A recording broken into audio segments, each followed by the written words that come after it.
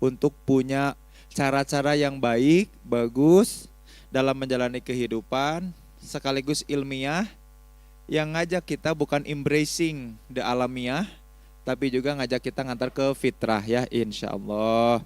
Kesenjangan sosial ini jadi cream of the top sekarang itu yang kalau aku scrolling sosial media teh bikin tersenyum ya, walaupun senyumnya senyum kecut ya.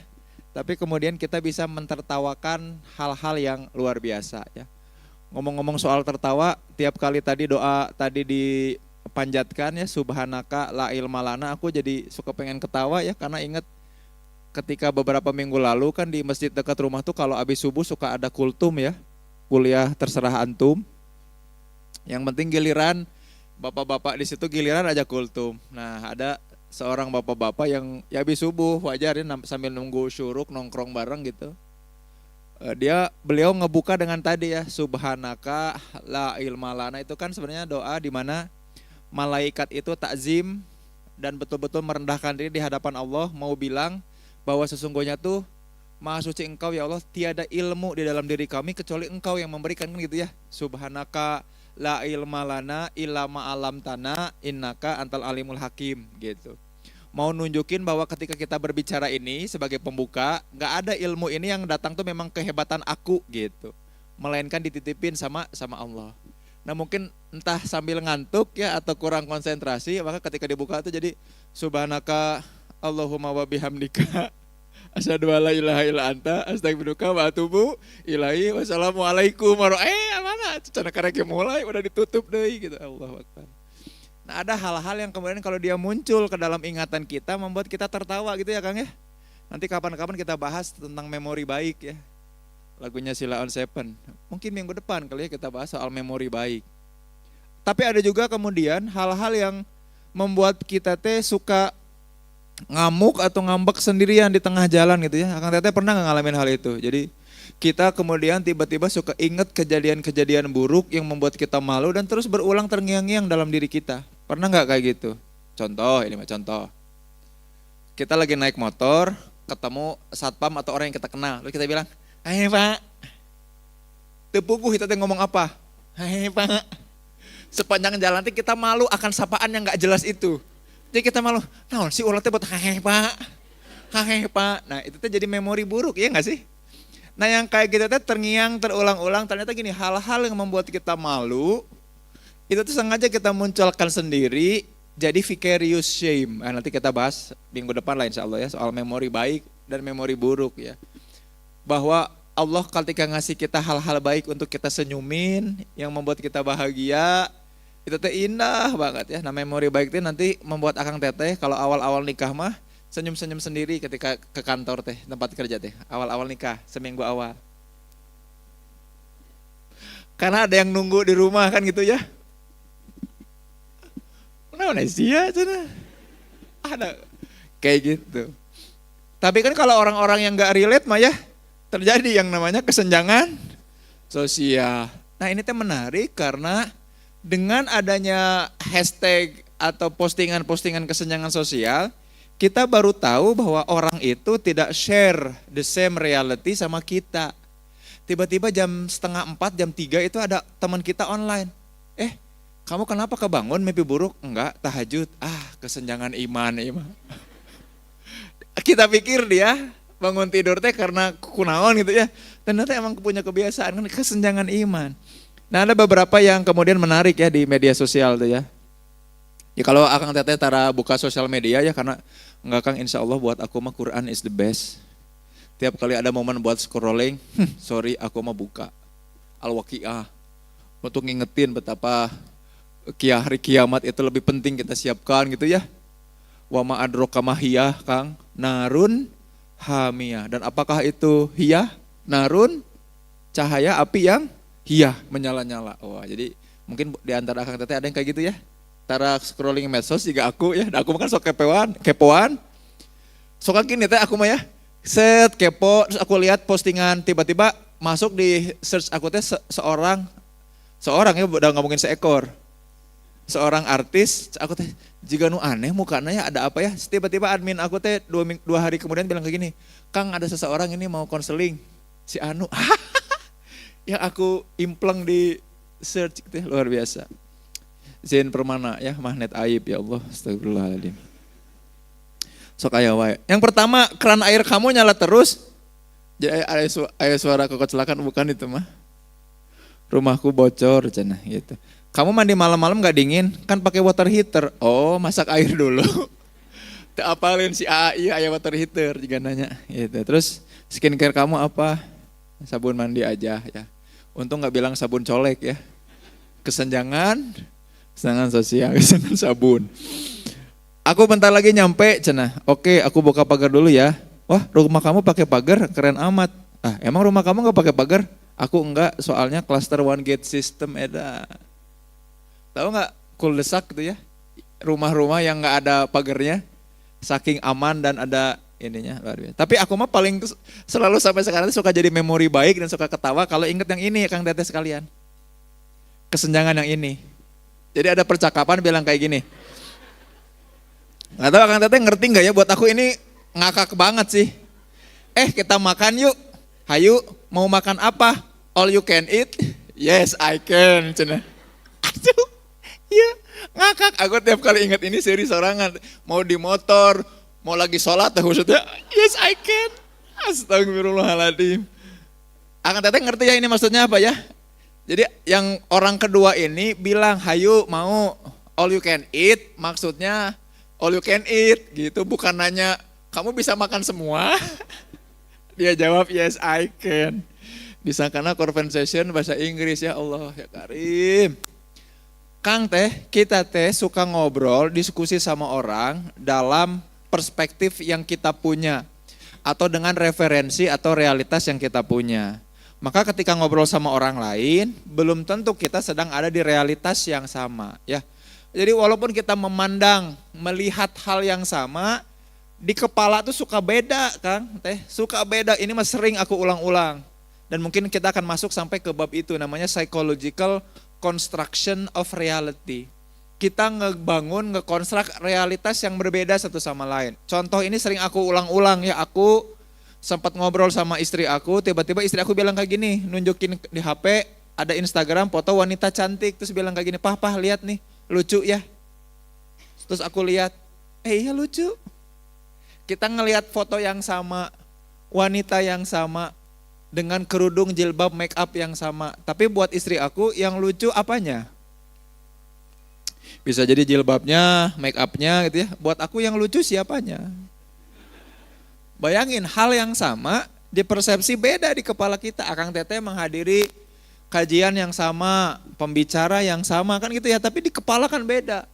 Oh iya, tiba-tiba tadi pas ngomongin memori baik, iya ya aku tuh sekarang hari ini lagi gak baik-baik aja. Ojo jerih kesorangan dirinya, ngedekul. Ada orang yang kemudian pas aku bilang memori baik, senyum-senyum sendiri, oh iya ya aku juga hari ini, kan beda. Satu trigger yang sama kemudian menghasilkan persepsi dan bayangan yang berbeda. Makanya Kang Teteh punya teman SD enggak? Punya teman SMP enggak? Kan mereka teh SD-nya sama sama kita, gurunya sama, tapi kenapa nasibnya berbeda? Kenapa ada nilai yang berbeda kan gitu ya? Kuliah barangkali kuliah di tempat yang sama, kok nasibnya beda ya, kecuali yang ngaku-ngaku kuliah dan punya ijazah gitu ya. Beda itu mah. Di Guyana, Lesotho, nanti beberapa contoh juga ada di Guyana, Lesotho, Zimbabwe sama Uganda Selatan ya. Sudan juga ya, Sudan kan sekarang lagi konflik, tapi Sudan Selatan walaupun lagi konflik tuh justru ngambil banyak hal yang membuat mereka makin achieve di luar daerah.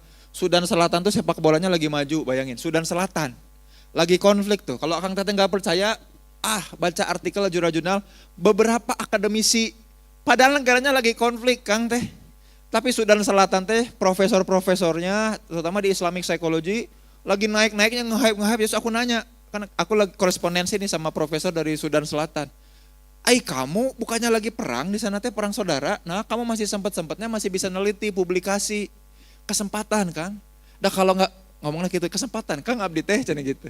Dah kalau enggak gini, mah kita susah lagi dapat momen ini. Gitu. Sudan Selatan tah, luar biasa. Terus dia cerita, Kang Zen tahu enggak bahwa Sudan Selatan ini sekarang itu punya tim basket yang bagus, punya tim sepak bola yang bagus, bahkan di badminton, ya, olahraga yang Kang Zen banggakan. Nah sekarang nggak tahu lagi main ya sekarang ya. Indonesia, tahu nggak Indonesia lawan Korsel? Kok Korselan betul. Lawan Korea Selatan sekarang Sudirman Cup di Xiamen. Xiamen itu gabungan antara bahasa Sunda dengan bahasa Inggris ya. Xiamen gitu.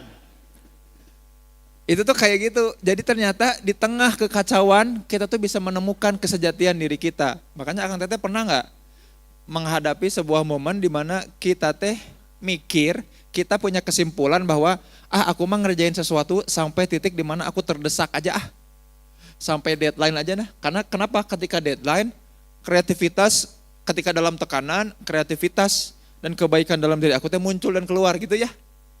Hati-hati, itu teh insting-insting survival yang muncul. Memang menghadirkan optimasi potensi kita kalau kita punya potensi gitu ya. Jadi Akang Teteh jangan coba-coba. Jadi kalau pengen tahu potensi aku apa, dedet diri Teteh dan Akang, buat diri dalam tekanan, potensi sejati akan muncul. Tapi kalau nggak ada potensinya dan dalam kondisi tertekan dan kadedet, maka pilihannya nanti akan depresi atau percobaan bunuh diri, hati-hati. Nah realitas ini tuh kemudian jadi penting. Kesenjangan sosial ini, ya hashtag kesenjangan sosial ini lucu karena kita udah nggak bisa ngapa-ngapain lagi kecuali mentertawakan kesenjangan ini. Dan mestinya teh kesenjangan ini teh nggak ada ya nggak sih? Kamu lagi di mana? Lagi di mall? Enggak, di rumah. Kenapa? Itu AC-nya kayak AC sentral. Oh emang rumah aku mah AC sentral. Aya imah AC-na AC sentral beunghar pisan kan? Aduh kita makan AC jangan ceklek, swing apa enggak kan? Kipas angin soalnya. Kesenjangan sosial, dah kamu iya ya bodor pisan. Ayo mau makan apa all you can eat? Yes. Yes I can, aduh yes I can. Disangkana tes bahasa Inggris meren. Nah ini yang kemudian pengen aku bahas dalam ya, kenapa kesenjangan sosial ini muncul.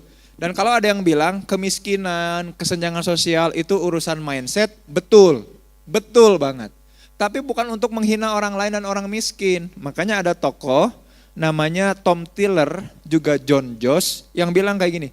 Sekalinya orang masuk ke dalam kategori atau kelompok miskin, maka dia tidak mungkin akan lepas dari kemiskinan itu. Maka akan kita cari Tom Tiller, T-Y-L-E-R sama John Josh, J-O-S-T. Namanya system justification. Tiap kali kita masuk ke dalam jurang kemiskinan, maka kita udah susah keluar. Apa-apa yang kita lakukan itu terus aja. Dan mindset miskin itu akhirnya kita bangun sendiri gitu. Kang Teh, kebayang sampai sini ya? Jelas ya, kebayang ya? Makanya zolim banget buat aku, ada negara ya contohnya Lesotho dan Guyana tadi, yang mengakali standar kemiskinan. Itu tuh zolim banget. Kenapa zolim? Untuk bilang bahwa kita teh sedang baik-baik aja. Ya kan Guyana sama Lesotho kata Bank Dunia 60%-nya itu masuk kategori miskin. Tapi kata Badan Pusat Statistik Guyananya, enggak kok kita cuma 8%-an. Itu teh hati-hati. Nanti ada sistem justification, kita menjustifikasi menormalisasi kemudian kemiskinan dan mental mindset miskin. Coba yang kayak gini kan kita tertawakan ya. Oh maksud kamu all you can itu makan di tempat di mana kita buffet, kita bisa ngambil bebas. Buffet tahu buffet? Parasmanan gitu ya, kita ngambil bebas apapun selama bayar buat seorangan kan gitu ya. Makanya kalau kita cacingnya bukan cacing gembel mah jangan mau makan di all you can eat. Rugi ya enggak, apalagi makannya cuma makan cantik ya enggak, bayar 100-150 ribu. Percuma mau daging, manggangnya aja, masaknya aja langsung wareg ya enggak sih? Baru udah aku mah udahan, terame. Makanya kita ajak yang cacingnya gembel gitu ya. Hayo lanjut, hayu gitu. Kan gak ada ya orang yang makannya makan cantik gitu ya. Nah biasanya usia 20-an tuh cacingnya bagus buat. Makanya aku kalau ngajak millennials gak akan ke all you can eat. Nggak bisa, itu mah makan-makan cantik, ya nggak? Nah kalau ngajak generasi Z, Alpha, ayo bismillah, Allahumma barik lana, sikat. Nah ini teh hal-hal yang kemudian kita tertawakan, padahal ternyata nunjukin bahwa ada orang-orang yang kesulitan punya akses, yang biasanya kita akses sama sama sosial kita. Kemarin aku teh lagi searching dan browsing karena mau ada deal kesepakatan untuk bikin sebuah sekolah. Jadi para pengusaha zaman ayeuna Kang Teteh ya, orang-orang beunghar kita di Indonesia teh saking bingungna ngaluarkeun duit kumaha deui rek naon deui, kebanyakan pada bikin sekolah. Duh aku bingung udah kebanyakan duit mau ngapain lagi ya? Bangun sekolah gitu. Ngahajikeun batur udah, ngumrohin orang lain udah, masih punya duit banyak nih. Ngapain ya? Bikin sekolah tahfiz. Kabeh we bikin sekolah, hungkul anu ngajarna saha duka. Kurikulumnya seperti apa nggak tahu, pokoknya mah orang hayang nyieun sekolah. Bikin sekolah terus nanya, Kang aku harus bikin sekolah yang kayak gimana ya?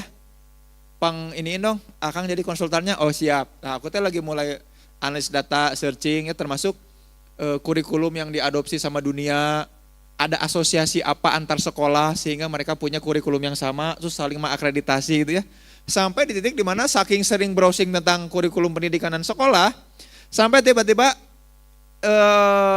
video-video YouTube yang ditawarkan channel-channel ke aku juga sama si algoritma teh, video-video tentang sekolah-sekolah. Sampailah tiba-tiba muncul di beranda aku video Jerome Pauline. Lagi datang gerebek ke sekolah temannya di sebuah daerah di Bintaro, ada sekolah namanya sekolah sesuatu dan Bintaro aja. Yang kemudian si Jerome Pauline itu diajak sama temannya untuk ngecek nih, ini sekolah gue nih waktu SMA gitu. Pas datang ke sana, yuk kita masuk dulu. Nah ini West Point area katanya. Jadi ini tempat drop off di sisi barat. Lah emang kalau drop off nganter ada berapa? Ada macam-macam katanya. Ada di barat, jadi nganter budak teh aya nu ka barat, aya nu ka timur. Emang gedungnya ada banyak. Terus kita lihat dulu yuk, kita punya namanya teater sekolah. Jadi pas masuk teh siga bioskop. Juga bioskop gede, ada teater, ada layar gede. Si Jerome Pauline kayak gini. Wah, keren banget nih teater. Terus si orang itu si temennya bilang kayak gini. Lah emang sekolah-sekolah enggak pada punya school teater, kesenjangan sosial. Terus lihat lapangan sepak bolanya punya 2. Kolam renangnya ada 4. Ada lapang basket 3. Lapang tenis 2. Itu sekolah naon coba, luar biasa. Terus aku lihat, ini kenapa bisa kayak gini? Oh adopsi kurikulumnya dari mana? Ini seperti apa? Ini kayak gimana? Oh ternyata ada ya di Indonesia kayak gitu. Siapa yang sekolah di sana? Oh ternyata ekspatriat, orang-orangnya ini. Oh ternyata beberapa pejabat, beberapa artis anaknya sekolah di sana. Seperti apa kurikulumnya? Terus gini, dengar sekolah segede gini, kata si Jerome Pauline, kamu mau kabur apa enggak? Kan kita mah, nggak tahu kita mah, kalau aku mah dulu hayang kabur sekolah, hayang gerak balik ya Allah. Makanya kalau ada teman-teman yang tiba-tiba bilang gini, ya segitu dari bapak ada yang mau ditanyakan, ada yang ngacung, siapa ngacung? Pak udah pengen pulang, kita udah pengen lompatan, udah pulang. Dia ngacung, astagfirullahaladzim, saking pengen kaburnya. Terus si anak ini bilang kayak gini, si temannya si Jerome itu bilang kayak gini, enggak kabur soalnya ada DP time. Apa itu DP time? Ya diploma program yang kita bebas ngelakuin apa aja. Maksudnya gimana?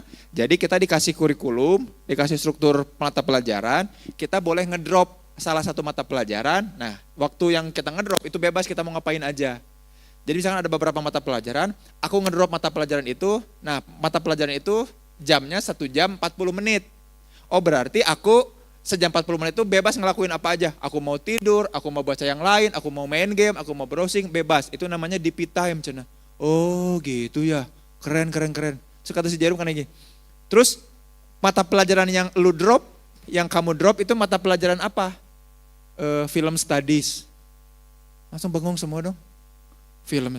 Jadi dia ada kurikulum di struktur mata pelajarannya, ada yang namanya film studies. SMA, angkatnya SMA aya film studies. Kulit kudis aya. Film studies mah asa eueuh ya. Jadi ya Allah senjang banget gitu pendidikan. Terus makanya dia nanya si temen itu, enggak lazim ya? Aku pikir semua sekolah punya teater sekolah. Terus kalau orang mau pagelaran kemana? Pagelaran kemana? Ya kita ngagunting kardus si gasidon. Sedikit demi sedikit gitu teka mana-mana. Nah ini yang kemudian pengen aku kasih tahu Kang Teteh. Ternyata ada kesenjangan-kesenjangan yang tak kita sadari, berbagi realitas yang berbeda itu hal yang alamiah. Tapi Allah ngajak kita untuk nyampe ke titik di mana kita harus fitrah. Apa itu fitrah? Membuat Kita itu saling mengenal, saling membantu supaya siapapun di antara kita dengan perbedaan apapun yang terjadi pada diri kita punya akses yang sama terhadap pendidikan, punya akses yang sama terhadap kesempatan terbaik. Paham sampai sini ya? Yang penting itu bukan pendidikan yang bagus dan mewah, bukan. Semua kita punya akses yang sama gitu. Kalau nggak punya akses yang sama, berarti ada yang salah pada pendidikan kita ya. Misalkan di Lesotho tuh dengan sistem zonasi itu. Kan orang nggak punya kesempatan yang sama untuk masuk lembaga pendidikan yang diinginkan kan gitu ya. Nah itu yang kemudian mesti kita waspadai bareng-bareng gitu ya. Adzan masih lama ini? Masih ya? Nah ini yang kemudian membuat aku tuh pengen ngajak Akang Teteh di malam ini berpikir ke arah sana. Terus kalaupun ada mindset yang kurang tepat sehingga membuat kita malah memperlebar kesenjangan itu, kan kita cuma nertawain doang nih kesenjangan sosial ini. Kita cuma nertawain doang, tapi dari kesenjangan ini, apa yang bisa kita jembatani, bagaimana menjembataninya, dan mindset apa yang harus dibangun. Nah ini malam ini kita bahas lebih lanjut insya Allah. Kenapa ini penting?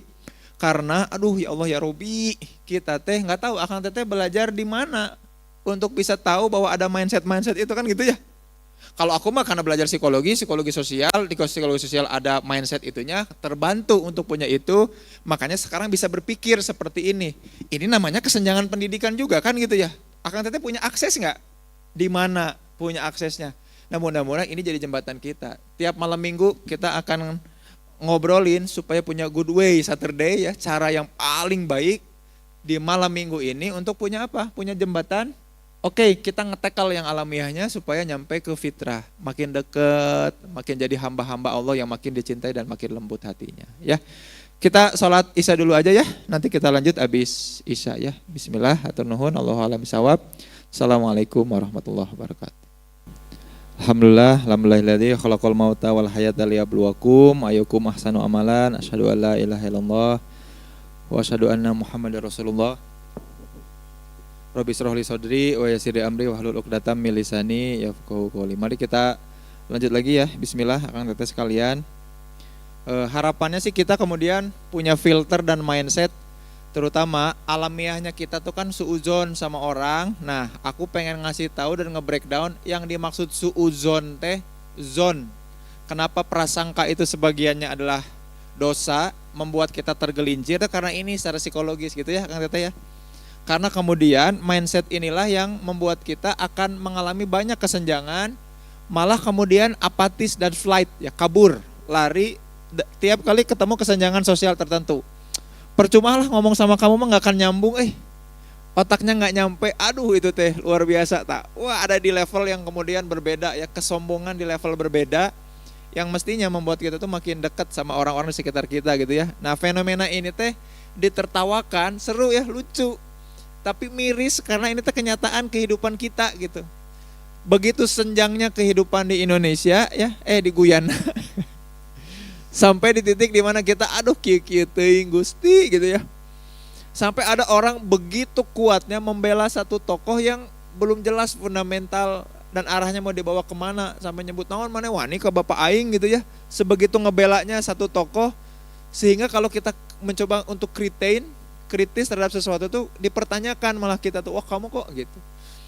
Ya makanya yuk jadi orang yang kemudian makanya tren gini malam mingguan sama ALTF Club Good Way Saturday ini ngajak teman-teman untuk yuk mari kita kritis ngebangun pola pikir kritis. Bukan berarti kita kritis tereh maut hiji, bukan berarti juga kerjaannya mengkritik ya, beda antara kritik sama critical. Kritis itu artinya kritain, kemampuan kita untuk memilah. Berpikir kritis itu berpikir memilah.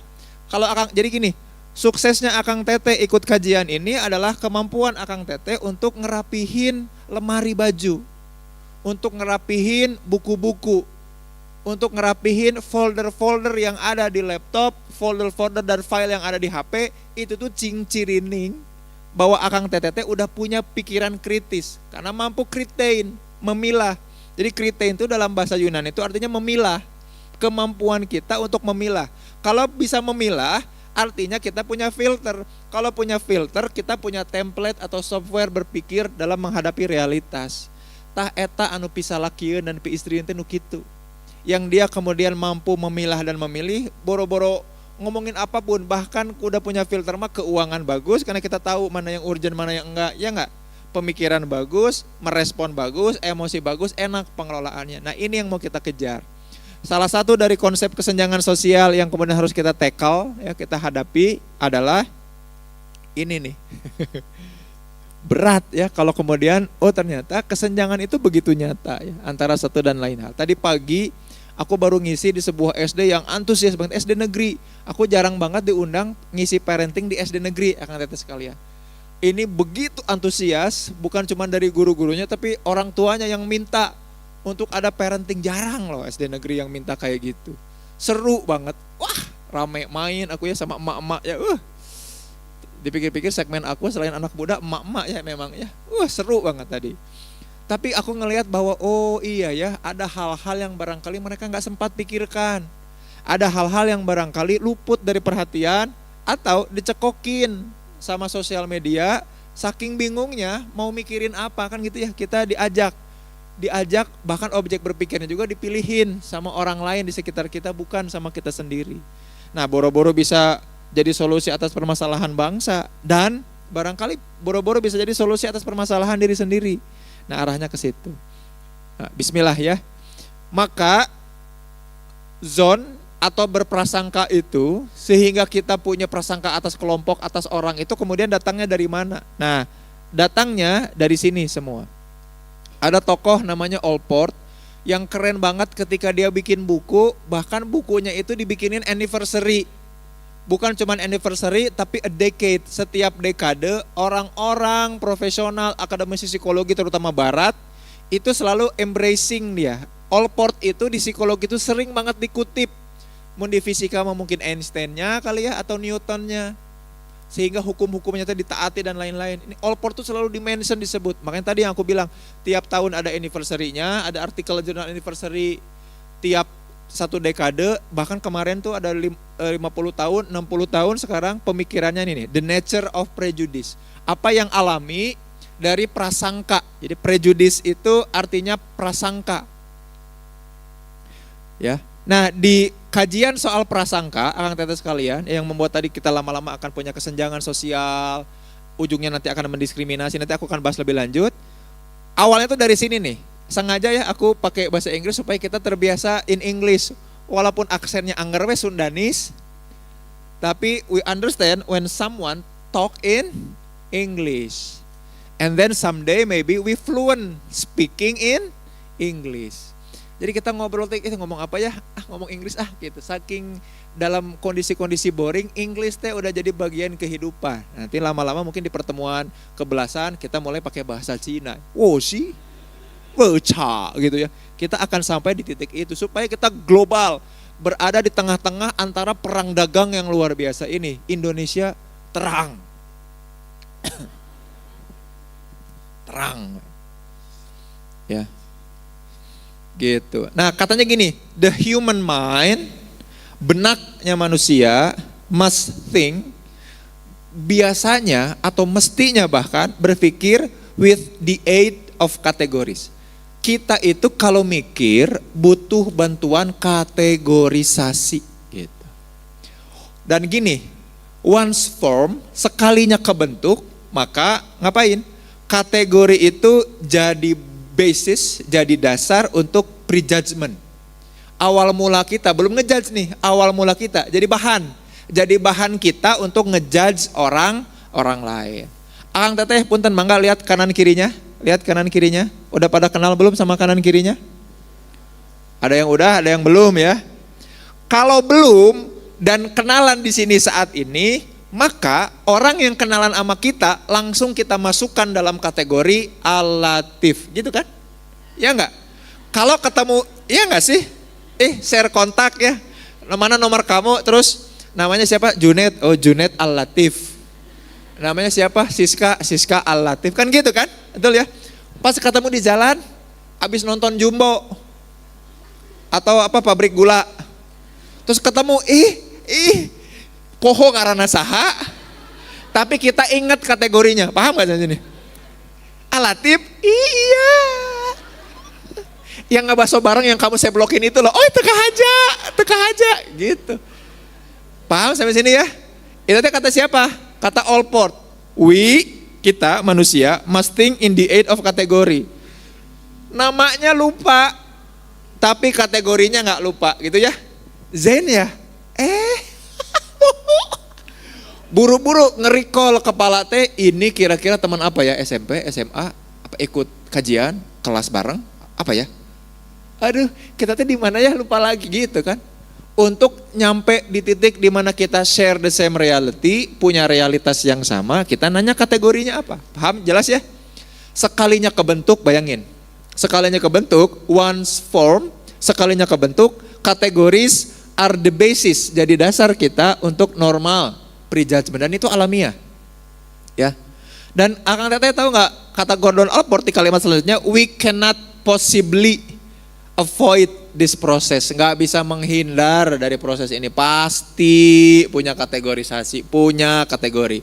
Katakanlah teman kita si A cerita tentang si B, tahu nggak aku kemarin main sama si B ya, si B nyebelin banget gitu. Kita nggak kenal sama si B-nya, kita kenalnya cuma sama si A, terus aja. Akhirnya kita nggak sengaja ketemu si B tanpa ada si A. Aku B loh temennya A, oh dalam hati, oh iya. Udah punya kategori yang udah ada normal prejudgment, bayangin ya gak sih? Oh ini ya, terus kita ngeliat dari atas ke bawah. Oh ini yang diceritain si A. Gitu kan. Paham ya, jelas sampai sini ya? Bahkan gini, kemarin aku habis kajiannya si Kang Zen.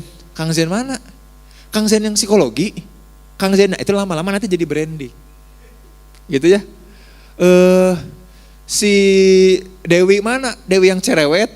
Gitu. Oh bukan, Dewi yang cicingan yang jaga gebog jauh. Wah. Lama-lama jadi branding dan gitu ya. Kita ngasih label, bayangin. Kita ngasih label. Nah, eta pabrik gula. Ini serem.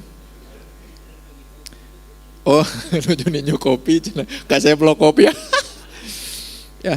Dan gini, nah ini yang kemudian digaris bawahi, apa coba? Orderly living depends upon it, ya.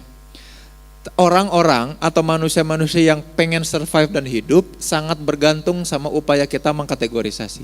Jadi kita itu memahami sesuatu itu pakai kategori. Akang Teteh sekalian. Kategori apapun. Nah ini hati-hati. Kenapa hati-hati? Alamiahnya gitu supaya kita apal, supaya kita kenal, supaya kita paham realitas sosial kita gitu ya. Untuk belajar, untuk berkenalan. Tapi kemudian lama-lama hal itu jadi cara kita juga buat nge-labelin orang lain, ngejudge orang lain. Karena kategori itu kemudian punya label, punya muatan dan punya nilai gitu. Siapa itu yang ngaji? Si A. Oh. Emang dia biasanya ngaji di mana? Alatif. Oh Alatif, oh pantesan di Alatif. Ngajinya pantesan di Alatif sih gitu. Karena ada label-label tertentu nanti sama kategori tertentu. Paham sampai sini jelas ya? Kamu beli ini di mana? Itu di warung sebelah. Oh, aku mah beli ini di IKEA. Kategorinya sama-sama tempat beli gayung. Kamu gayungnya beli di mana? Gayung lope di dinya. Ini gayung apa? Gayung IKEA, asa beda derajatnya, kebayang gak sih? Asa pada sarua kene gayung dipakai buat tempat yang sama, nggak banjur hal yang sama barangkali. Tapi entah kenapa kok punya muatan yang asa beda gitu ya. Kenapa? Once form sekalinya kebentuk, kategori itu ngaruh ke banyak hal. Hati-hati Akang Teteh, bukan salah gayungnya. Jangan-jangan bagaimana cara kita memandang sesuatu, jelas ya, paham ya? Nah makanya kemudian cara kita, kata Allport, dalam memahami sesuatu tuh kayak gini. Otak kita itu kemudian nyimpen kategori-kategori di kepala kita. Karena ini ngebantu banget. Kita butuh banget untuk bisa memetakan sesuatu dan iya teh naon. Gitu ya. Kayak tadi ada suara seri, ketawa. Ini ketawa makhluk nyata atau makhluk astral. Gitu ya. Tiba-tiba ada suara gedebuk di atap langit-langit kita di kamar. Suara naon dia? Suara apa itu? Ucing. Oh. Nah, ucing kayak gitu kan gitu ya. Itu kan upaya kita melakukan kategorisasi, upaya kita untuk making sense, bikin itu masuk akal. Sampai sini kebayang Akang Teteh, jelas ya, paham ya? Hati-hati nanti teh kesenjangan sosial teh dasarnya bukan dari mana-mana, dari sini nih. Makanya nanti kata John Joss, Tom Tiller ada sistem justification. Sekalinya kita masuk ke jurang di mana kita masuk kategori miskin, mindset kita diajak miskin, gak bisa kemana-mana gitu Kang. Sekalinya Akang Teteh ketemu sama orang yang bilang, Akang Teteh bisa, kita adalah bagian warisan umat Islam yang suka, yang bikin inovasi terkait kemajuan umat dan manusia. Hayu kita kan gitu ya, kita jadi percaya, we believe in that. Kita ngambil, kita buy in, itu bagian dari value kita. Gitu. Kebayang sampai sini ya, jelas ya. Makanya kan Al-Latif juga lagi rebranding ya, Akang Teteh jangan lupa follow ya ALTF apa tuh? Klub ya, kita lagi rebranding supaya kesannya teh kita nggak soleh-soleh banget lah. Yang bikin orang nyada beda lah mana emang soleh di surga. Nyok tuh, digituin teh bukannya, enggak aku mau apa tuh, enggak ini mau lah, nyok tuh kudu gitu. Gimana upayanya supaya kita tetap jadi brosisnya orang-orang yang bahkan mereka lagi berproses. Terlepas dari mereka memilih untuk pacaran apa enggak ya, ngaji ke masjid apa enggak, bahkan bayangin Kang Teh yang sholat wajib, bayangin Akang Teteh makan saksi ya, aku juga ngelihat Akang Teteh pada sholat tadi ya Isya. Sholat wajib aja, orang-orang tuh tadi ada surveinya kan banyak ya. Akang Teteh tahu nggak ada surveinya kan berseliweran. Yang sholat wajib 5 waktu itu cuman berapa puluh persen, 30 sampai atau 40%. Padahal umat Islam Indonesia tuh lagi banyak banget. Artinya apa coba? Nu kitu wae udah kesenjangan iman, bener nggak sih? Kita mau nggak jadi bestie mereka yang belum sholat kan gitu ya? Sholat heula maneh naraka sate. Nggak gitu atuh. Bentar dulu ya, aku butuh healing dulu, mau sholat bentar ya, nanti kita ngobrol lagi gitu. Mau ikut nggak? Ya, tapi jangan juga teteh-teteh bikin GR ya, imamin aku dong. Nggak gebek katanya diajak teh. Imamin aku.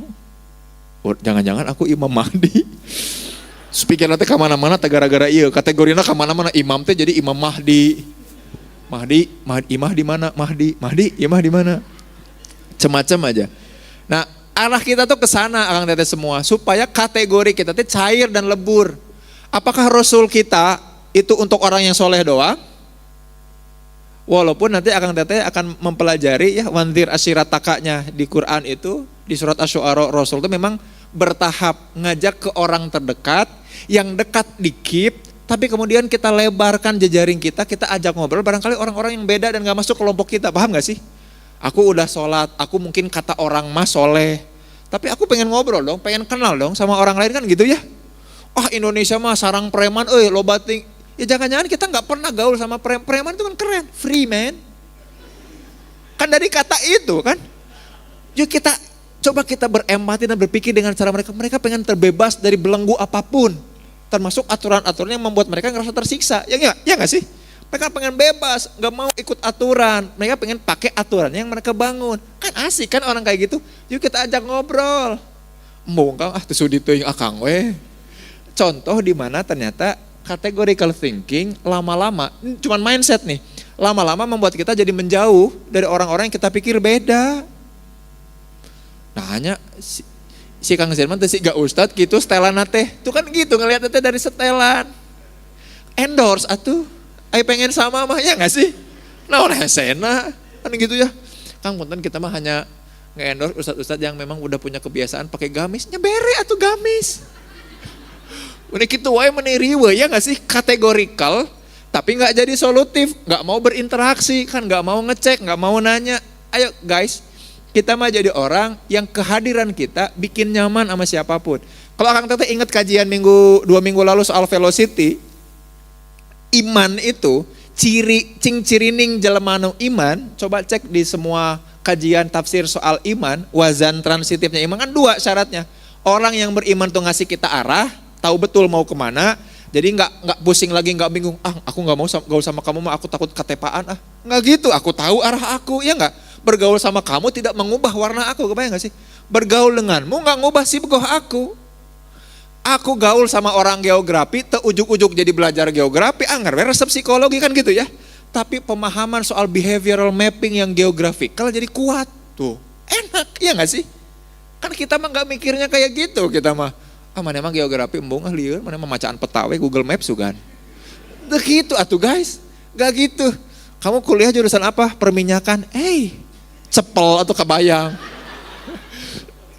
Label-label kategori teh udah ada. Jurusan apa kamu? Tata boga. Wareg aing ningalina oge. Label itu bersamaan dengan kategori, hati-hati Kang Teteh. Padahal kalau kita mau membuka diri, ya nggak sih? Terbuka, ngobrol, mau kepala. Makanya semua berawal dari mindset, dari mindset teh. Mindset Kang Teteh. Nih, makanya pada awalnya semua orang teh kan makanya udah ditegesin sama Allah, semua orang teh sama di hadapan Allah mah. Yang membedakan tuh nanti ada apa? Ketakwaan. Makanya kemudian tadi keimanan itu wazannya ngasih arah, yang kedua adalah ngasih ketentraman. Kehadiran kita teh tidak otomatis membubarkan orang lain. Bubar-bubar aya si Zen kayak bisa diceramahan Bubar-bubar semua balik ya. Assalamualaikum guys. Bubar-bubar aya si Zen geus cicing-cicing jempe. Kan gitu kan? Itu teh bukan orang yang beriman, berarti kehadiran orang yang beriman mah disambut, dihargai, bikin tenang dan tentram kehadirannya teh itu orang yang beriman. Kalau hadirnya kita lieur si teteh mah hayo we nyaramahan nitah kajian we hayo di grup WA teh nga-broadcast we ayo. Ujung-ujungnya call to action, jangan lupa beli. Affiliate lila-lila kan gitu ya. Klik link ini dong kakak. Ya Allah ya Robi. Iman itu ngasih kita arah yang gak bikin kita takut gaul sama siapapun. Dan ngasih kita ketentraman dengan siapapun yang berinteraksi sama kita. Orang-orang yang berinteraksi sama kita teh haneuten adanya kita teh. Senang, tidak merasakan adanya judgement. Seperti halnya Rasul, datang dan hadir ke siapapun, orang mau berinteraksi sama beliau. Cek mangga sirohnya. Bahkan tokoh namanya Michael Lang di bukunya pas aku baca, iya lo bakieu nunggahina Rasulullah gitu ya. Tapi dia masih sepakat bahwa orang-orang ini di dalam culture, KALCER, culture, budayanya orang Arab itu sangat beradab. Untuk budaya Arab saat itu, Rasul itu sangat beradab, sangat friendly, mudah untuk mingle, dan orang yang berinteraksi, walaupun Rasul tepati wauh, orang itu udah ngerasa bahwa Rasul itu bestie-nya. Punya gak teman kayak gitu, Ang Teteh? Teman, orang yang kemudian dia kenalan sama orang itu nganggap dia udah jadi bestie. Padahal si Ima nganggap KBG bestie weh. Aku kenal sama si A nganggap aku bestie. Padahal akunya mah biasa aja. Ada gak kayak gitu? Ada orang-orang kayak gitu teh. Mestinya keimanan teh ngasih itu. Ngasih ketentraman. Bukan ngasih label-label. Oh ternyata aku ketika kenalan sama dia, ngobrol sama dia, ternyata dia mah garis keras. Aku mah garisnya putus-putus. Enggak gitu atuh. Ini mah jigana rada-rada aliran iya ya. Rada nyetrum ya aliranna iya mah. Nu imah aliranna koslet. Enggak gitu Kang teh. Kita teh harus jadi solusi buat umat. Umatnya siapapun. Dan kemudian hidayah mah kan Allah yang ngasih. Betul ya? Innaka la tahdi man ahbabta teh geuning bahkan Rasulullah. Jadi kasih tahu gitu sama Allah. Maka kemudian tadi nih kita ngelihat semua garis itu sama Akang Teteh sekalian.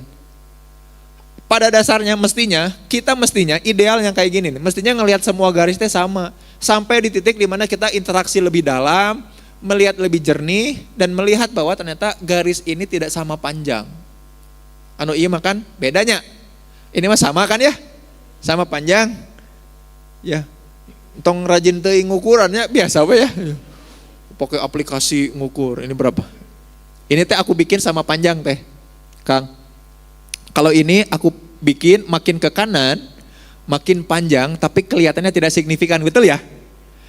Ketika hadir dalam kesamaan, bersama-sama, belum ada kategori, belum ada kelompok, semuanya terlihat sama tingginya. Ya, betul ya? Semua terlihat sama tingginya. Terus kemudian aku iseng ngasih kategori. Tengah-tengahnya aku kasih batas. Cus. Nah. Jadi kelihatan bedanya, ya enggak? Padahal ini aku cuma nambahin garis doang tuh. Ya, cuma nambahin garis, tapi yang kiri jadi kelihatan pendeknya dibandingkan yang kanan. Sampai di titik dimana kepala kita automatically ngasih label, kalau kata Olport label kayak gini. A adalah kelompok pendek, B adalah kelompok panjang. Sesuatu yang tadinya tidak berbeda secara signifikan, jadi begitu beda dan terasa beda secara signifikan. Paham sampai sini, kebayang ya? Hati-hati dalam ngasih label. Mana kemarin milih saha partai naon? Paingan. Seolah-olah orang itu tuh jadi bagian dari itu. Naon sih mana yang ngeretik-ngeretik pemerintah anak abah? Mereka nggak tahu bahwa aku teh Ganjar banget. Bahkan Ganjar aja nggak mengakui aku, coba saking Ganjarnya, Ganjar nu aing nu saha kan gitu ya, saking bingungnya. Tapi kan orang mah nggak peduli ya nggak, mereka pedulinya hitam putih. Kalau nggak kelompok aku berarti bukan sama sekali kelompok aku, kan gitu ya nggak?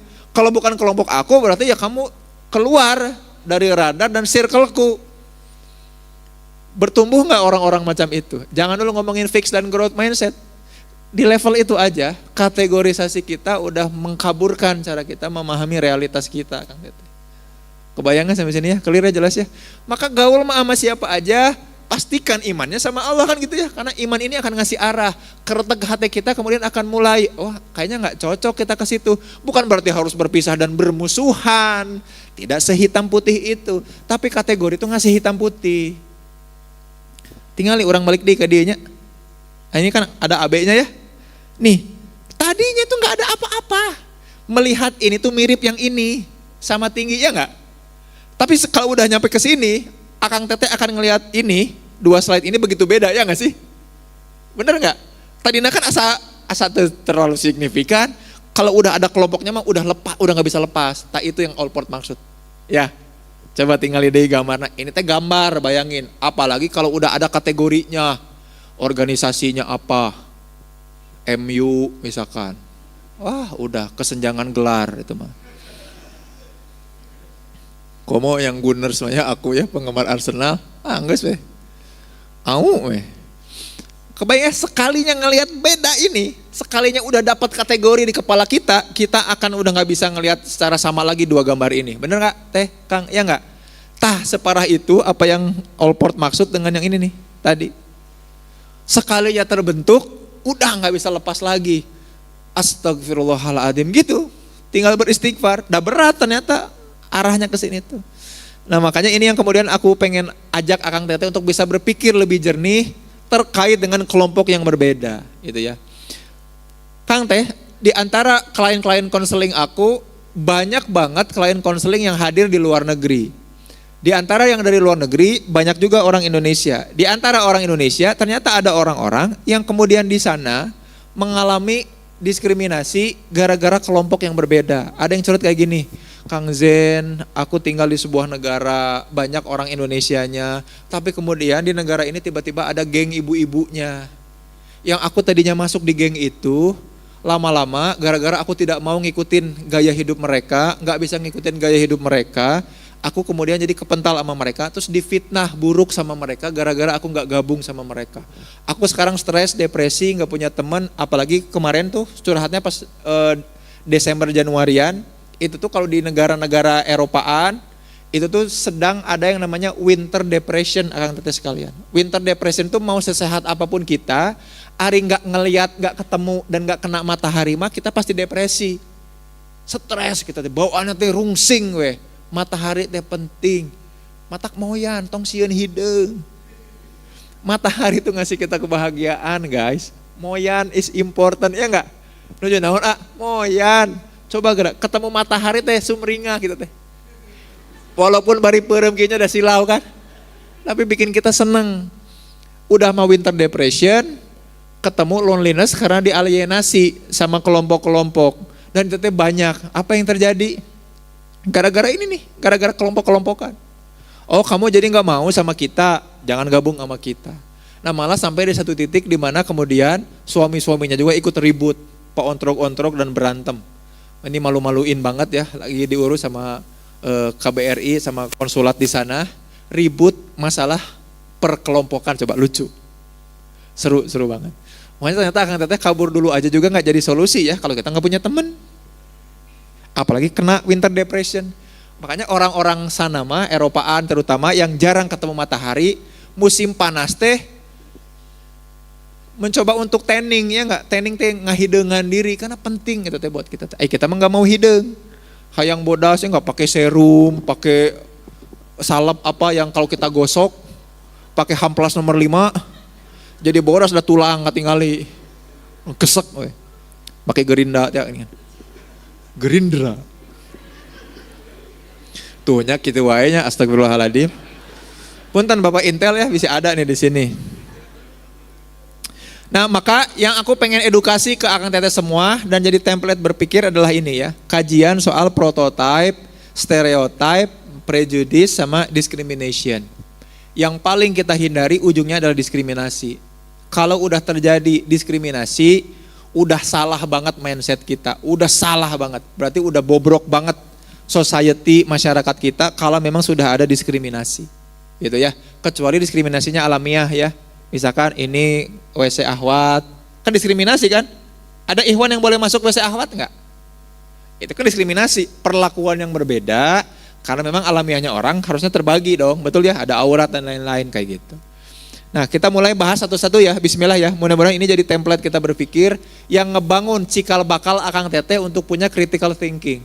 Jadi membangun pemikiran kritis kita, kritain kita, itu nggak bisa cuma 1-2 pertemuan. Ini teh udah pertemuan ke-8 Akang Teteh, mestinya teh kita teh UTS sekarang teh. Tapi di minggu depan ini banyak UTS nah ya. Supaya kita banyakin sesi tanya jawab, apa nanti hadiah buku ya, digaplok ke buku. Pah. Tapi ini jadi template awal dulu Akang Teteh. Yang pertama namanya prototype, yang kedua stereotype, yang ketiga prejudice, yang keempat discrimination. Nah mudah-mudahan makin cerdas Akang Teteh dengan ikut ngaji tiap malam minggu teh ya. Walaupun jangan berpuas diri, tetap sekolah formal wajib ya. Kang teh sekolah tuh, yuk S2, S3 sekolah, S25 Ultra sekolah terus. Lanjut terus sekolah. Aduh Kang dananya di mana? Tahu lah lagi efisiensi ya, LPDP juga dikurangin, beasiswa-beasiswa buat dosen, apa-apa yang tadinya ada dari Dikti sekarang lagi diambil alih, dikurangin. Bismillah, insya Allah duit mah eueuh, tapi tetap kudu bisa sekolah gitu ya, sekolah, bismillah ya. Aku lagi ngulik nih sama orang-orang yang katanya kaya-kaya itu, gimana caranya biar bisa, kalau enggak kita enggak punya critical thinking, bingung kita kumaha tuh.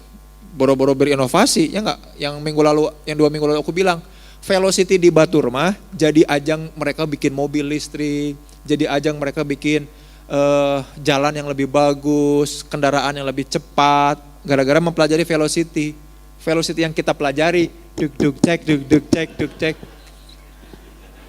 jadi nak itu di urang mah Batur mah jadi sesuatu yang solusi permasalahan umat, kita mah jadi joget, kabeh dijogetkeun kita mah.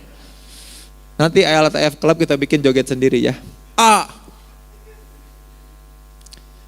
Nah aku tuh nyinyir wae, astagfirullahaladzim. Amit-amitnya. Nah prototype itu artinya gambaran dasar di otak kita. Jadi kalau kita punya gambaran dasar tentang sesuatu itu namanya prototype. Kalau aku sebut kata restoran, apa yang biasanya ada di restoran? Makanan, aya kursi eueuh. Aya, berarti prototipe restoran tuh ada kursinya, ada tempat makannya, ada makanannya, kan gitu ya. Ternyata ada restoran yang nggak boleh duduk, kudu nangtung. Malah jungkir balik, restoran tetap nggak? Bukan. Kayak gitu tuh namanya prototype. Jadi gambaran umum yang kita punya tentang sesuatu namanya prototype. Kalau di masjid itu biasanya ada apa masjid? Ada mimbar, ada jam gitu ya. Ada karpet, itu teh prototype.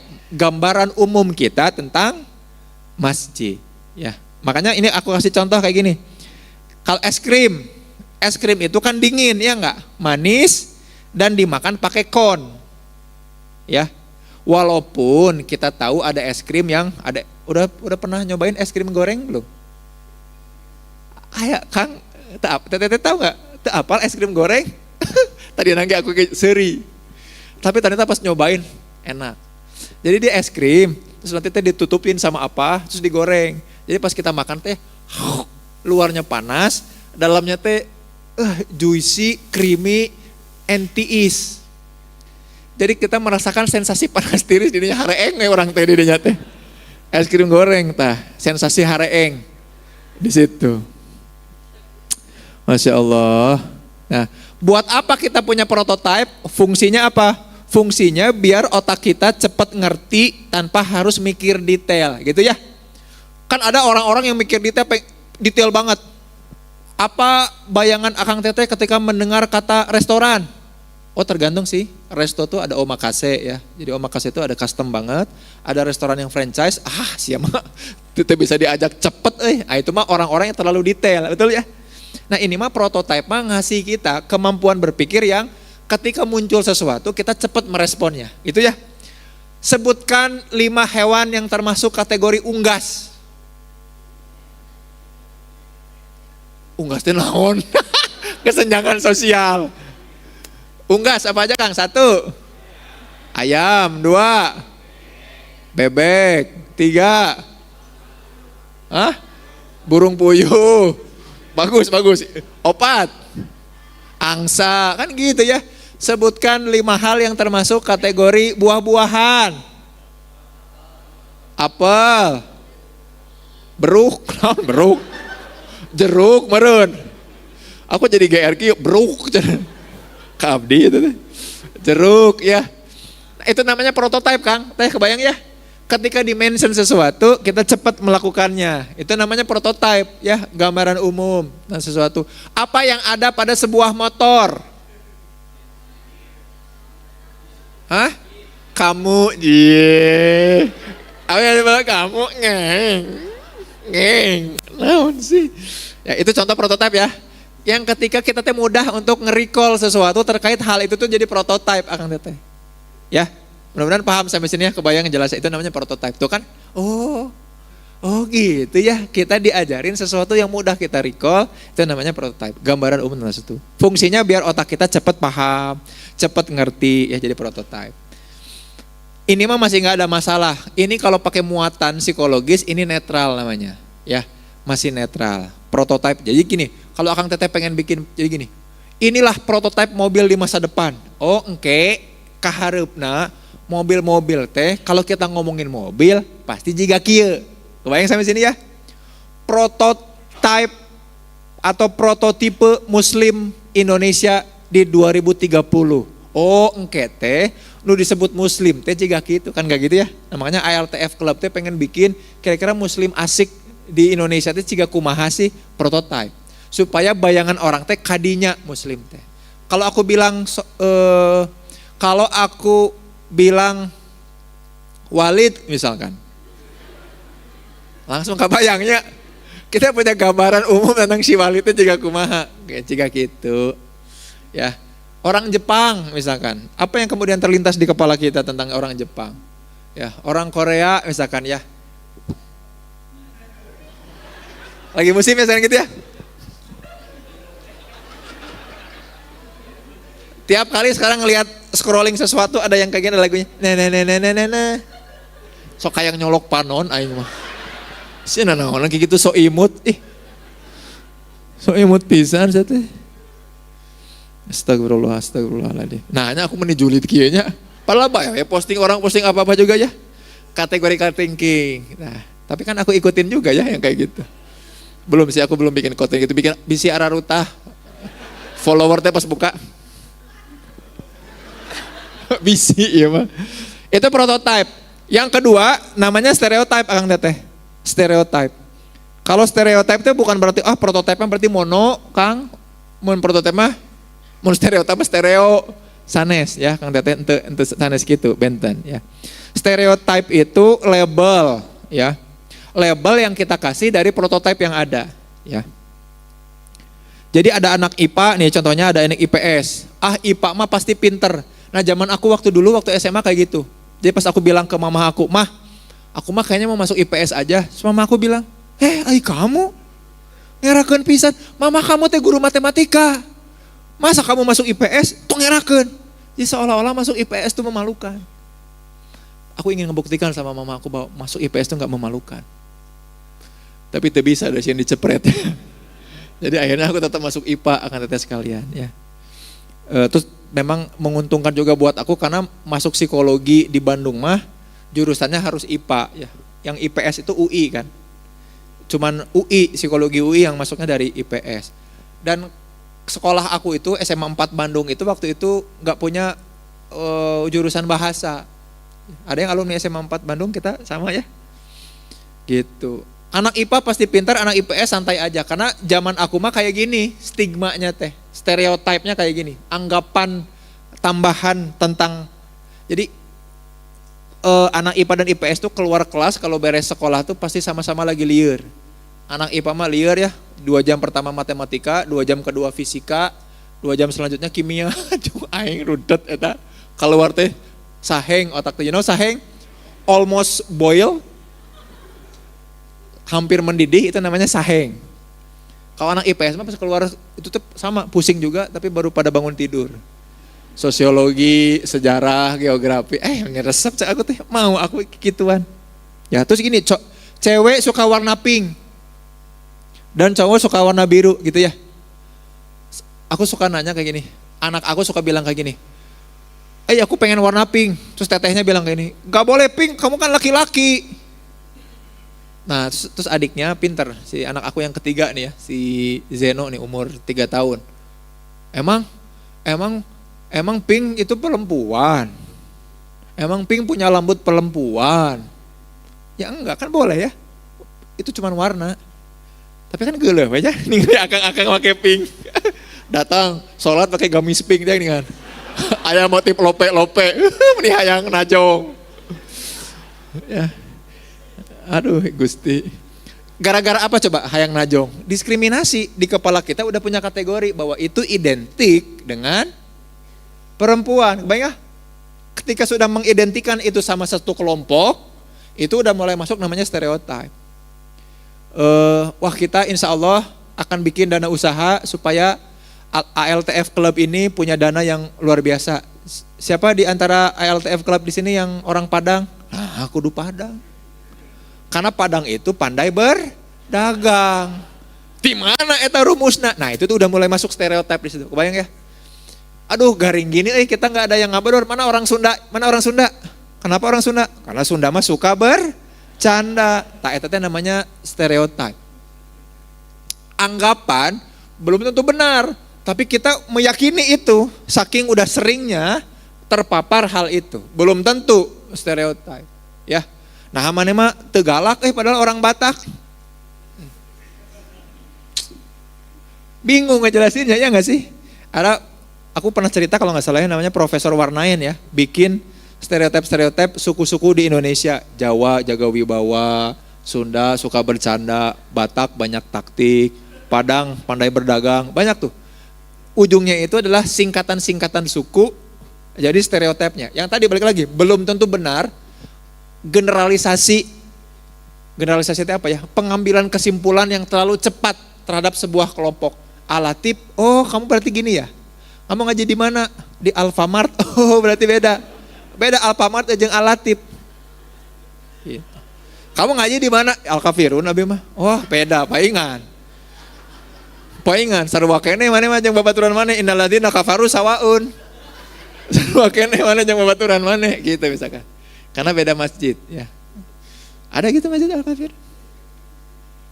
Itu stereotip ya. Jadi prototipe mah yang anggapan umum masih netral muatannya. Nah stereotip mah udah mulai nih.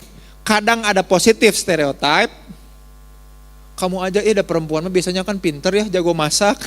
Tanya mau kain kamari. Ucing bekas makan aku nggak golepak tak ucing. Ya, ini hasil MBG bukan gitu ya. Golepak langsung keracunan. Astagfirullah. Tadi mah bercanda ya, bercanda. Nah stereotip udah punya muatan. Mau itu positif ataupun negatif ya. Teh jangan ngangkat galon teh biar ku aku Emangnya orang teu kuat gitu. Buktikeun teh. Angkat galon jeung dispenserna. Masya Allah. Terus dibolak-balik dia. Digini-gini teh galon teh. Oi, kita teh keprok we. Oh. Kenceleng iderkeun kenceleng euy. Jadi tongtonan we si teteh teh. Itu teh ciri stereotip positif atau negatif kan gitu ya. Makanya ada tokoh namanya Fiske, Akang Teteh. Susan Fiske bikin namanya stereotip konten model. Nah ini ke depan nanti aku akan ajak Akang Teteh sampai ke sana. Stereotip konten model tuh gini. Orang tuh pilihannya cuma 2. Kalau dia nggak warm, hangat, berarti dia kompeten. Jadi kita ngelihat orang teh, oh dia mah bagusnya diajak jadi teman.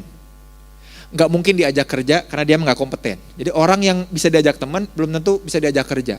Warm, pilihannya hangat, untuk asik, ngobrol, nyaman, atau kompetens. Orang yang kompetens, ahli, berkapasitas, biasanya disebut dingin, cuek, arogan, kayak gitu tuh.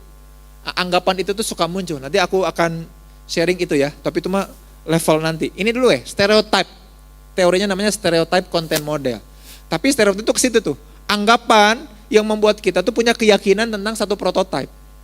Ya. Oh, perempuan lembut, penuh perasaan. Cek saha. Lalaki gini nu lebay dan bapernya. Ka aing sia teh melong. Kan gitu kan?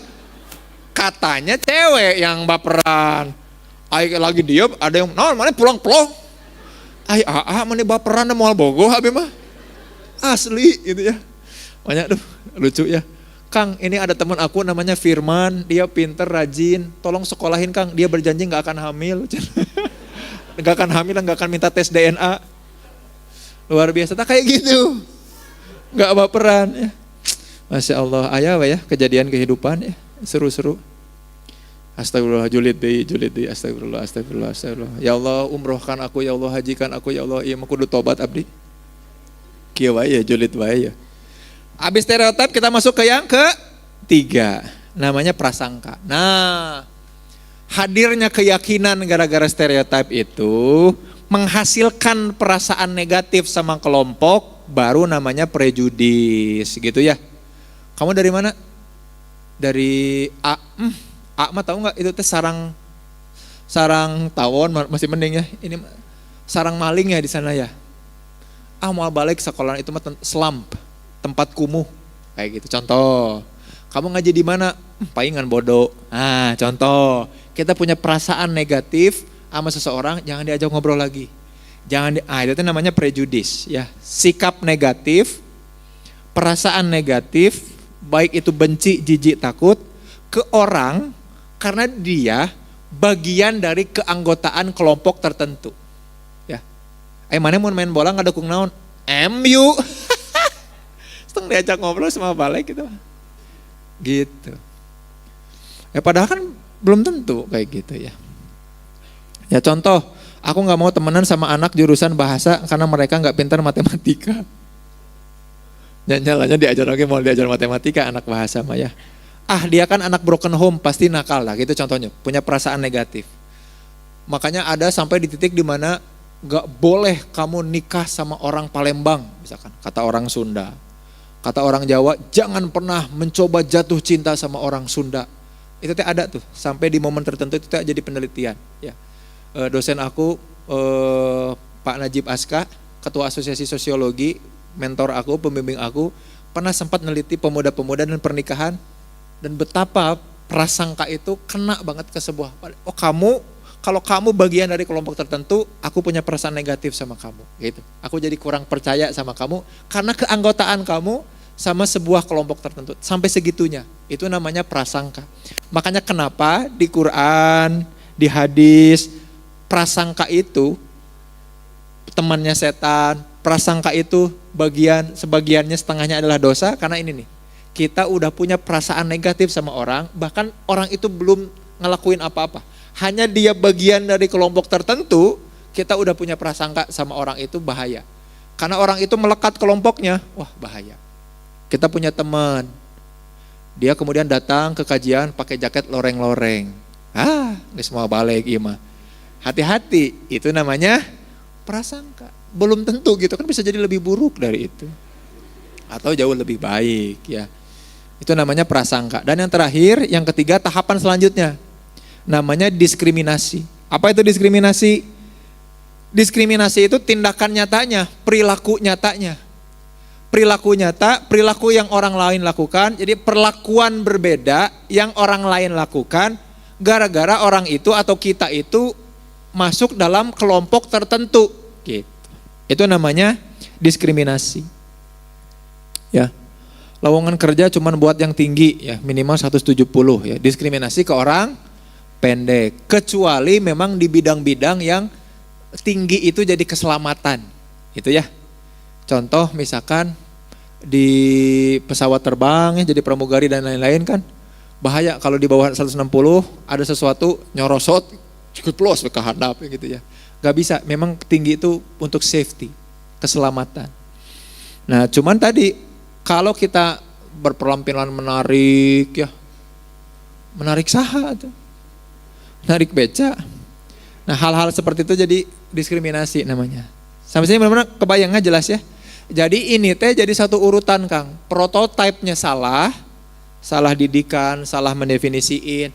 Makanya mindset itu di prototipe salah, jadi generalisasi, simpulan yang salah juga di mana? Di stereotip. Sekalinya salah menyimpulkan di stereotip, akan otomatis menghasilkan emosi negatif lewat apa namanya? Prejudis. Emosi negatif di prejudis membuat kita cenderung terdorong untuk memperlakukan orang-orang tertentu itu berbeda di keseharian, namanya diskriminasi. Nah ini teh banyak orang gak kenal, jarang ketahui. Atuh naon, atuh udah cuman bercanda, ya gak sih? Cuman candaan, nah ini mah cuman main-main. Awalnya main-main, turun ke level-level generasi, turun jadi society, jadi diskriminasi antar warga gitu ya. Orang jadi punya akses yang berbeda. Nah kesenjangan sosial lahir dari mana Akang Teteh? Dari sini. Dari sini. Kesenjangan sosial itu lahir dari tidak menseriusi ngebangun prototipe dalam diri kita. Makanya bikin kajian ini teh supaya ngenalin bahasa-bahasa awam.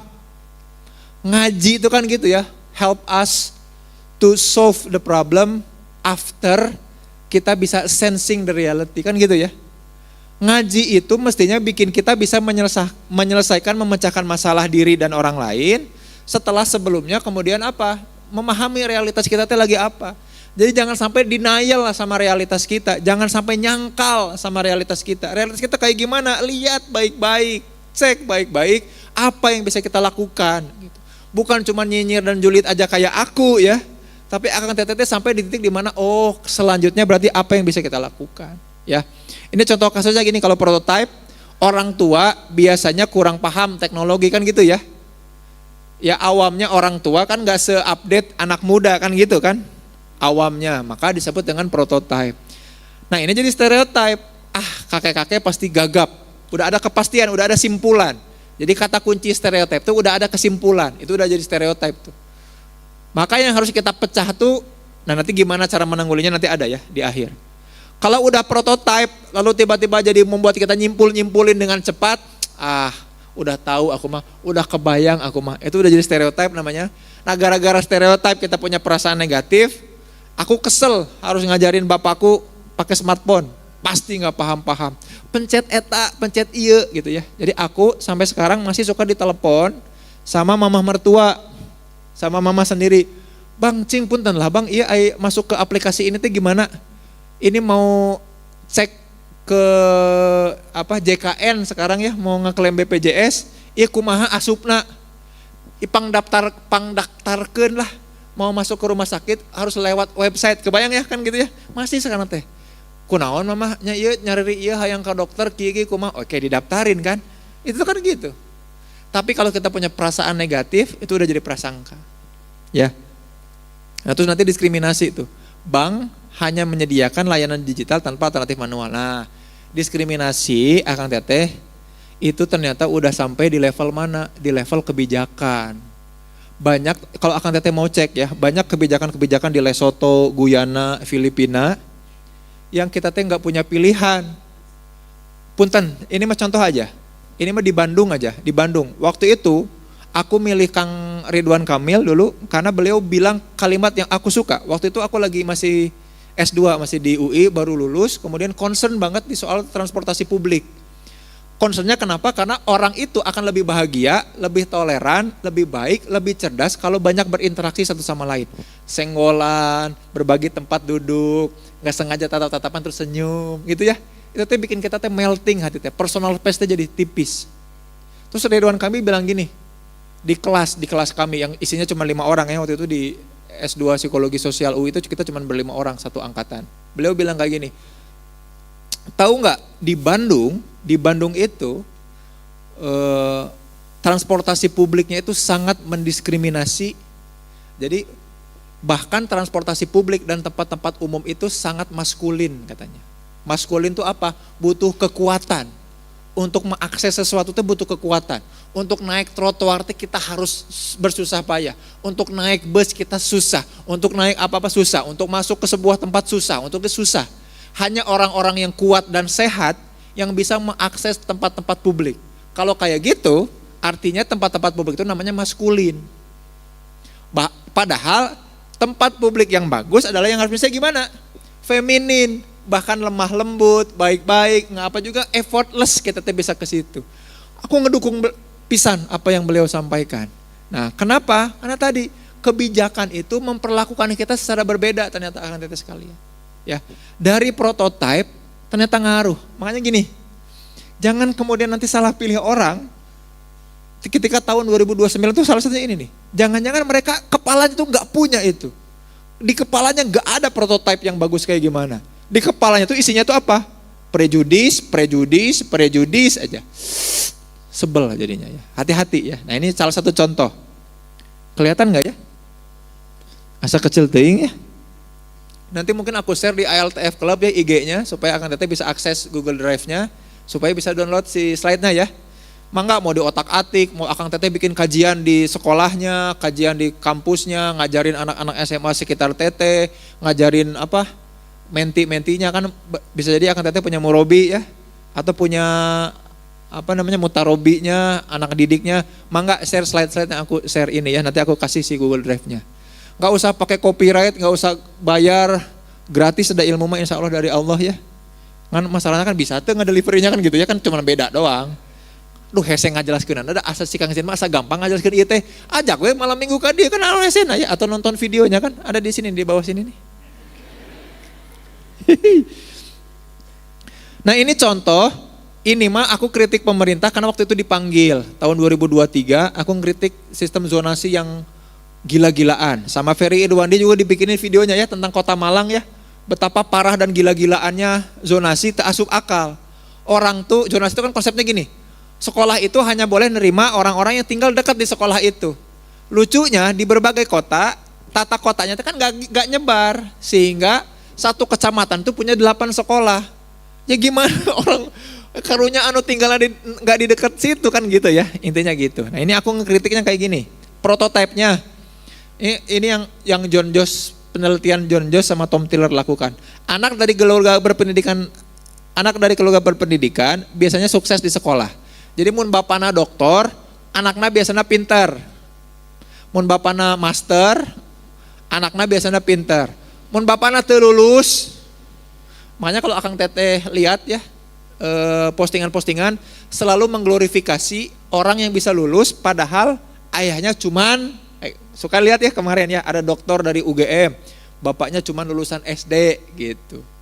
Kenapa? Karena ini bukan sebuah ada prototipe bahwa yang sukses itu biasanya yang anak dari keluarga berpendidikan.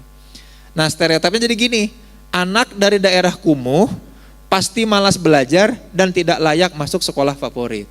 Kang Teh, ada sebuah daerah yang aku dan Pak Rian, namanya Pak Rian Sumindar, sekarang jadi ketua penelitian di Unpad sekarang, Pak Rian beliau. Kami datang ke sebuah kota yang pemerintah kota bahkan provinsinya mendiskriminasi sebuah daerah karena daerah itu mah daerah kumuh, gak mau dikasih, malah mau dicabut akses listriknya. Karena saking kumuhnya, kalau mereka kemudian dikasih akses listrik, nanti penjahat-penjahat pada berinteraksi di situ. Udah ada label sebegitunya. Kita mengupayakan masuk ke daerahnya, ngobrol. Ayo gimana caranya kita kasih data bahwa yang mereka butuhkan tuh akses ke pendidikan, bukan label bahwa mereka tuh kriminal dan penjahat. Percuma katanya Kang Zen, percuma. Luar biasa. Ditambah di situ di daerah itu ada pabrik gula lagi. Sama kayak film ya.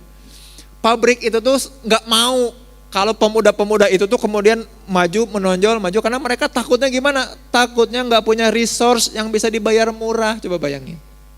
Karena mereka itu digajinya arisan selama setahun penuh, bayangin. Jadi sebulan itu cuma dikasih 15 sampai 30 ribu sebulan. Dan dibayarnya diarisankan setiap tahun. Gemes banget. Gemes. Kami mengadvokasi, datang ke sana ngobrol, cuma ngasihin data. Kita nggak mau bilang bahwa kita bagian dari mereka, kamu mendiskriminasi, ini melanggar HAM, nggak. Kita cuma ngasih data bahwa mereka sebenarnya pinter. Aku ngetes IQ di sana. Tes IQ sederhana, pakai Frederick alat ukurnya, cuma pakai 3-5 soal, kita bisa ngukur potensi IQ-nya. Bagus. Bahkan lebih bagus dari MIT, tahu MIT, ITB-nya Amerika dan lain-lain. Itu mereka bagus. Jadi nggak boleh kita bilang bahwa mereka tuh kumuh. Tapi mereka udah punya stereotip kayak gitu. Bahwa apa? Orang dari daerah kumuh pasti malas belajar dan nggak layak masuk ke sekolah favorit. Artinya punya prasangka. Prasangkanya apa? Pemerintah enggan membangun sekolah berkualitas di daerah kumuh. Itu ya.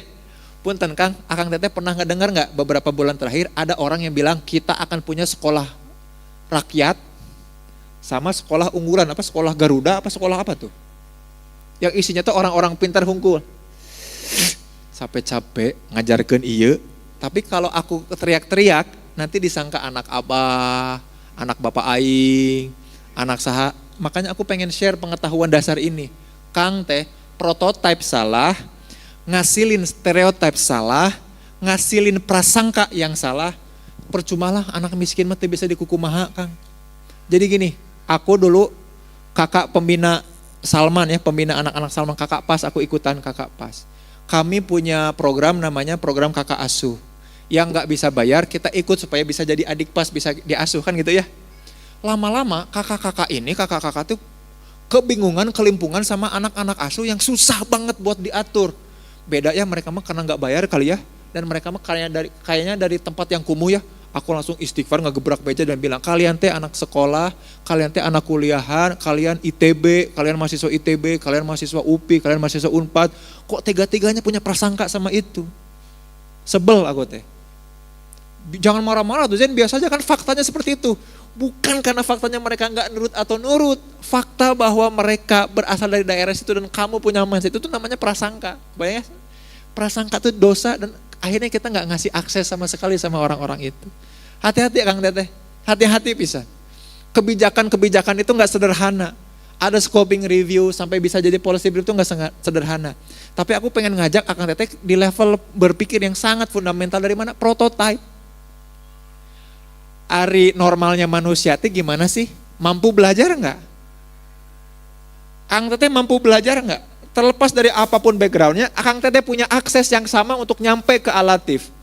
Akang Teteh milih ke alatif, ya enggak? Ada yang enggak milih ke alatif kan gitu ya? Dan Akang Teteh punya akses yang sama di sini nih. Di kajian ini, betul enggak? Nah ini yang kita dambakan dari pendidikan. Paham?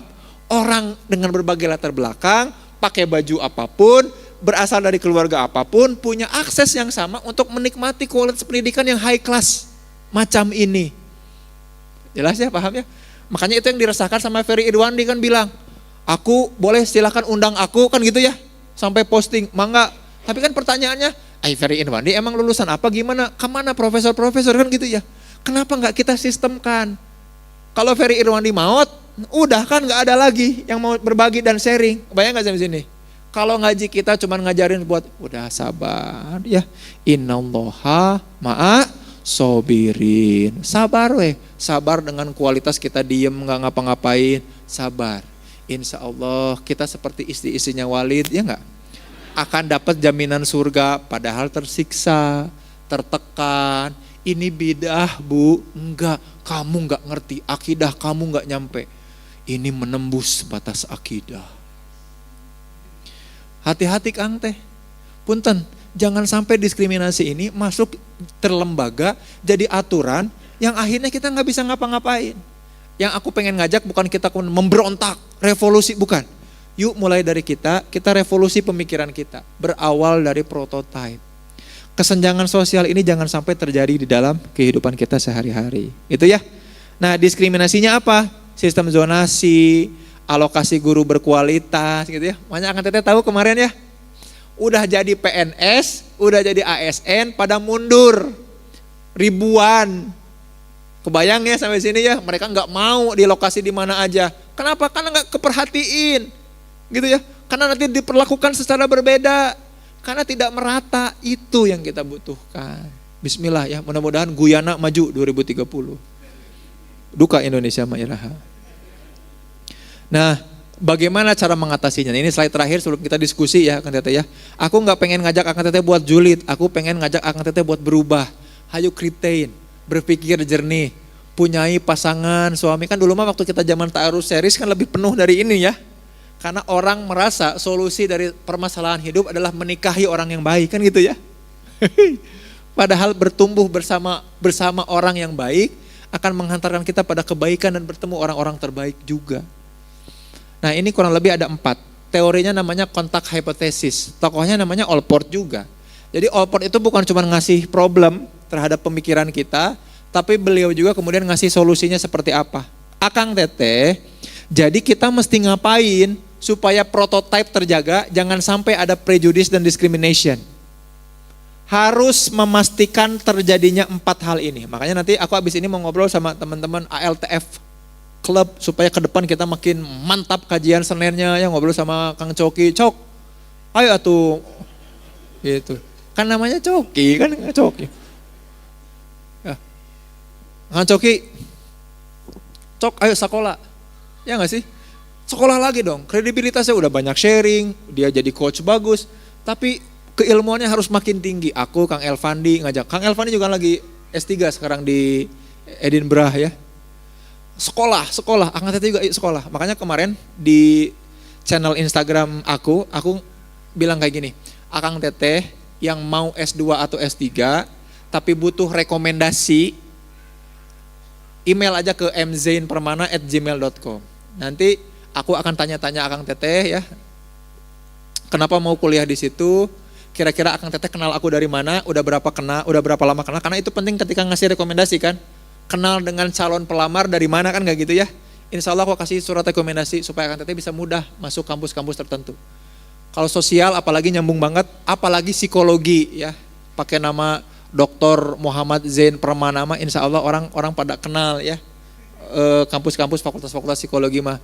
Dapat rekomendasi dari aku insya Allah jadi salah satu jalan ya. Karena orang tuh bukan cuma tes TOEFL sama TPA ya, tes potensi akademik, tapi juga ada surat recommendation buat S2 atau S3 mah.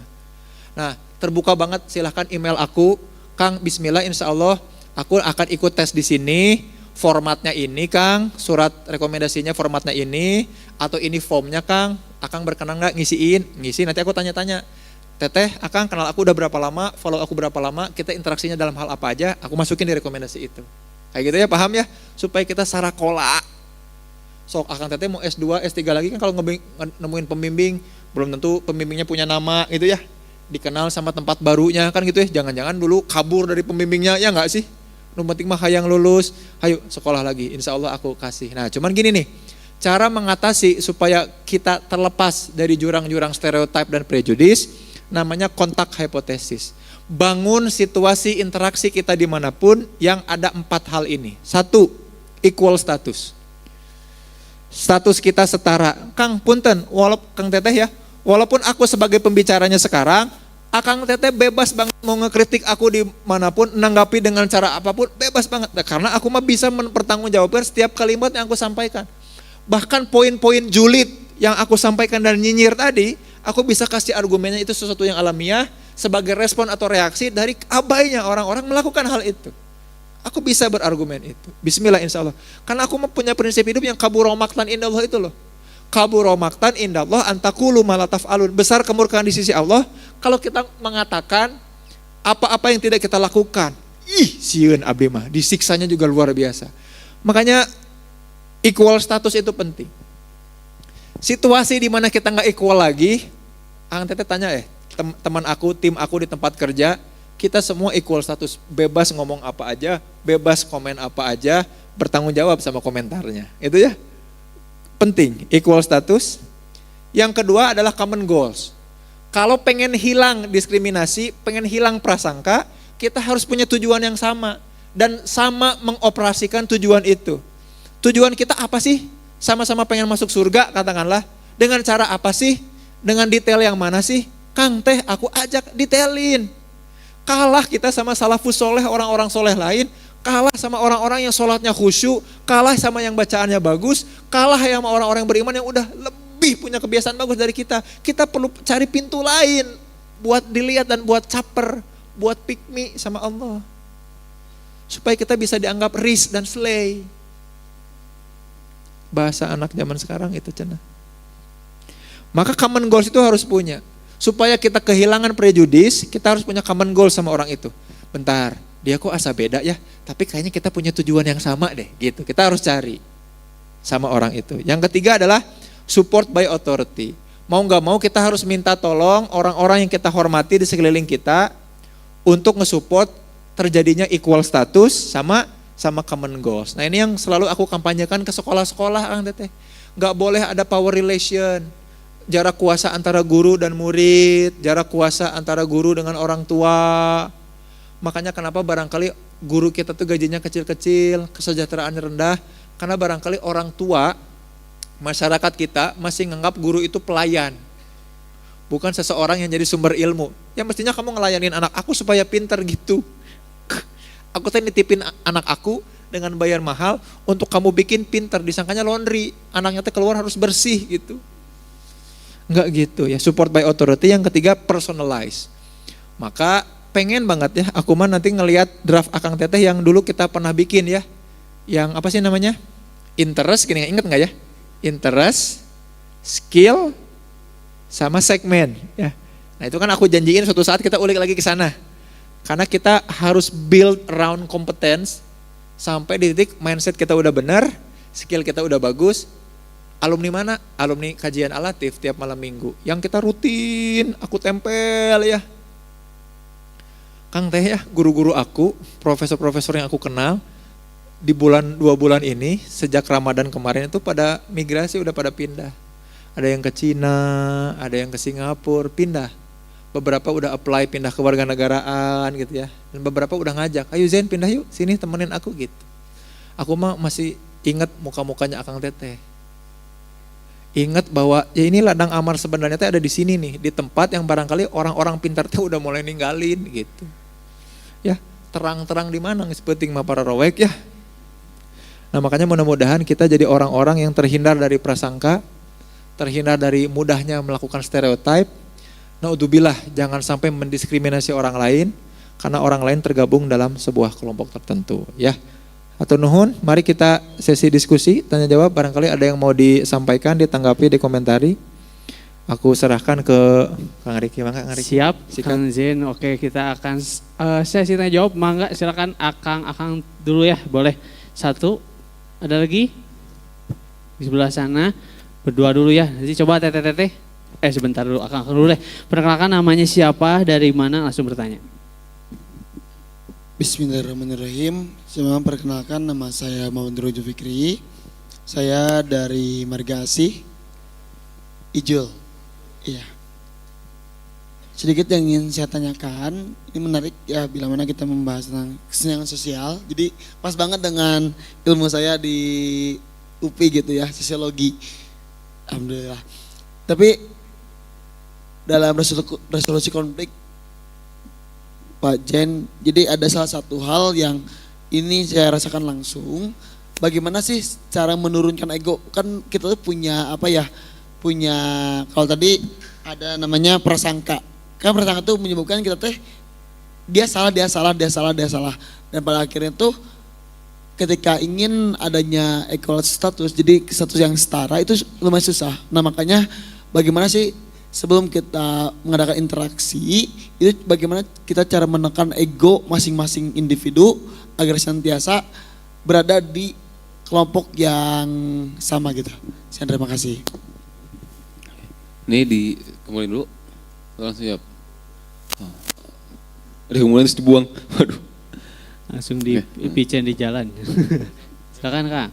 Assalamualaikum warahmatullahi wabarakatuh. Waalaikumsalam.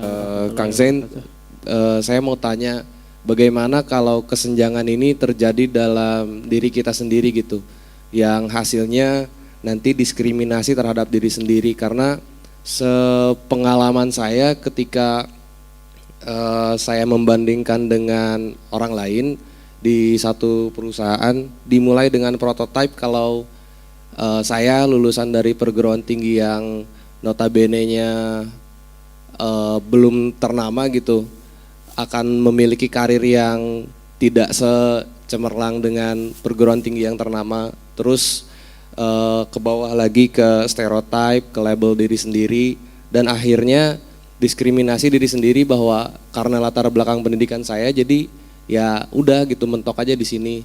Nah itu untuk menanggulanginya seperti apa, dan untuk cara mengaplikasikan konteks hipotesis ini bagaimana, sedangkan kan ini keresahan dari diri saya sendiri seperti itu Kang. Terima kasih. Assalamualaikum. Waalaikumsalam. Namanya siapa? Ardika. Ardi, oke. Insya Allah ini kita akan jawab dalam waktu 6 SKS ya. Waduh, Lumayan, iya. pertanyaan rada berat dua-duanya. Oke. Bagian akang-akang dulu, boleh dijawab dulu Ya, Kang Ijul? Kang Ijul luar biasa ya. Di sosiologi itu memang ada dua tokoh yang aku baca luar biasa ya. Ada tokoh namanya Emil Durkheim, pakai kho ya. Emil Durkheim itu nulis namanya Suicide. Terus disepakati, disetujui sama tokoh lain namanya Talcott Parsons. Mereka ngobrol bareng terus bikin namanya Structural Functional Theory. Ini hati-hati akan tetes sekalian. Ego yang tidak tersampaikan, tersampaikan itu mesti gini. Ego itu kan kepengen kita untuk punya kendali atas sesuatu. Itu namanya ego tuh. Negara ini punya aku. Harusnya berjalan sesuai dengan ide aku gitu ya. Itu ego juga kan, gara-gara ego tuh. Ego yang kemudian tidak tersampaikan, lama-lama jadi pembiaran dan apatisme gitu ya. Nah nanti di satu sisi, sampai di titik dimana kalau kata Durkheim sama Parsons bilang kayak gini, sampai di titik dimana terjadi structural functional. Kita akan memilih jalur-jalurnya sendiri sesuai peran terbaik yang bisa kita kasih. Ya udah, aku mah nggak diajakin apa-apa, ya udah peran terbaik aku adalah sharing ke teman-teman untuk ngejulidin dan ngenyinyirin misalkan kayak gitu. Nah itu namanya structural function. Tapi kan itu nggak bagus buat teman-teman yang lagi bertumbuh kayak Akang Teteh. Kan aku nggak akan mungkin ngajak Akang Teteh buat jadi orang yang ngejulit dan nyinyir, enggak. Tapi aku pengen ngajak Akang Teteh untuk bertumbuh. Nah tapi aku sama Ijul barangkali punya realitas yang berbeda. Bacaan kita beda. Beda si Ijul mah jangan can maca iya ya misalkan. Belum baca nih Talcott Parsons yang ini, belum baca Emil Durkheim yang itu. Rasa bangga atas diri membuat kita ngerasa lebih baik itu bukan ego. Tapi untuk owning attention dan owning untuk memiliki status yang lebih baik itu namanya ego. Nah makanya gimana caranya supaya nyampe dan tetap di equal status? Lewat apa coba Akang Teteh? Pertanyaan. Kalau Akang Teteh ngobrol sama aku akan ngajak ke ruang pikirannya Akang Teteh. Dan dari situ aku anterin sampai di titik di mana Akang Teteh akan merasakan ruang pikiran baru yang Kang, tak eta yang aku maksud teh nuhun pisan ya gitu. Makanya konseling sama aku mah ke arah situ. Enggak akan tiba-tiba aku ceramahin, auzubillahi minasyaitonirrajim. Bismillah. Yuk, pegang kepalanya, bilang keluar sih ya. Ente, tapi aku nanya, Kang Ijul di sosiologi lagi senang apa? Lagi belajar apa? Oke, bacaannya sampai mana? Oh, kenapa senang hal itu?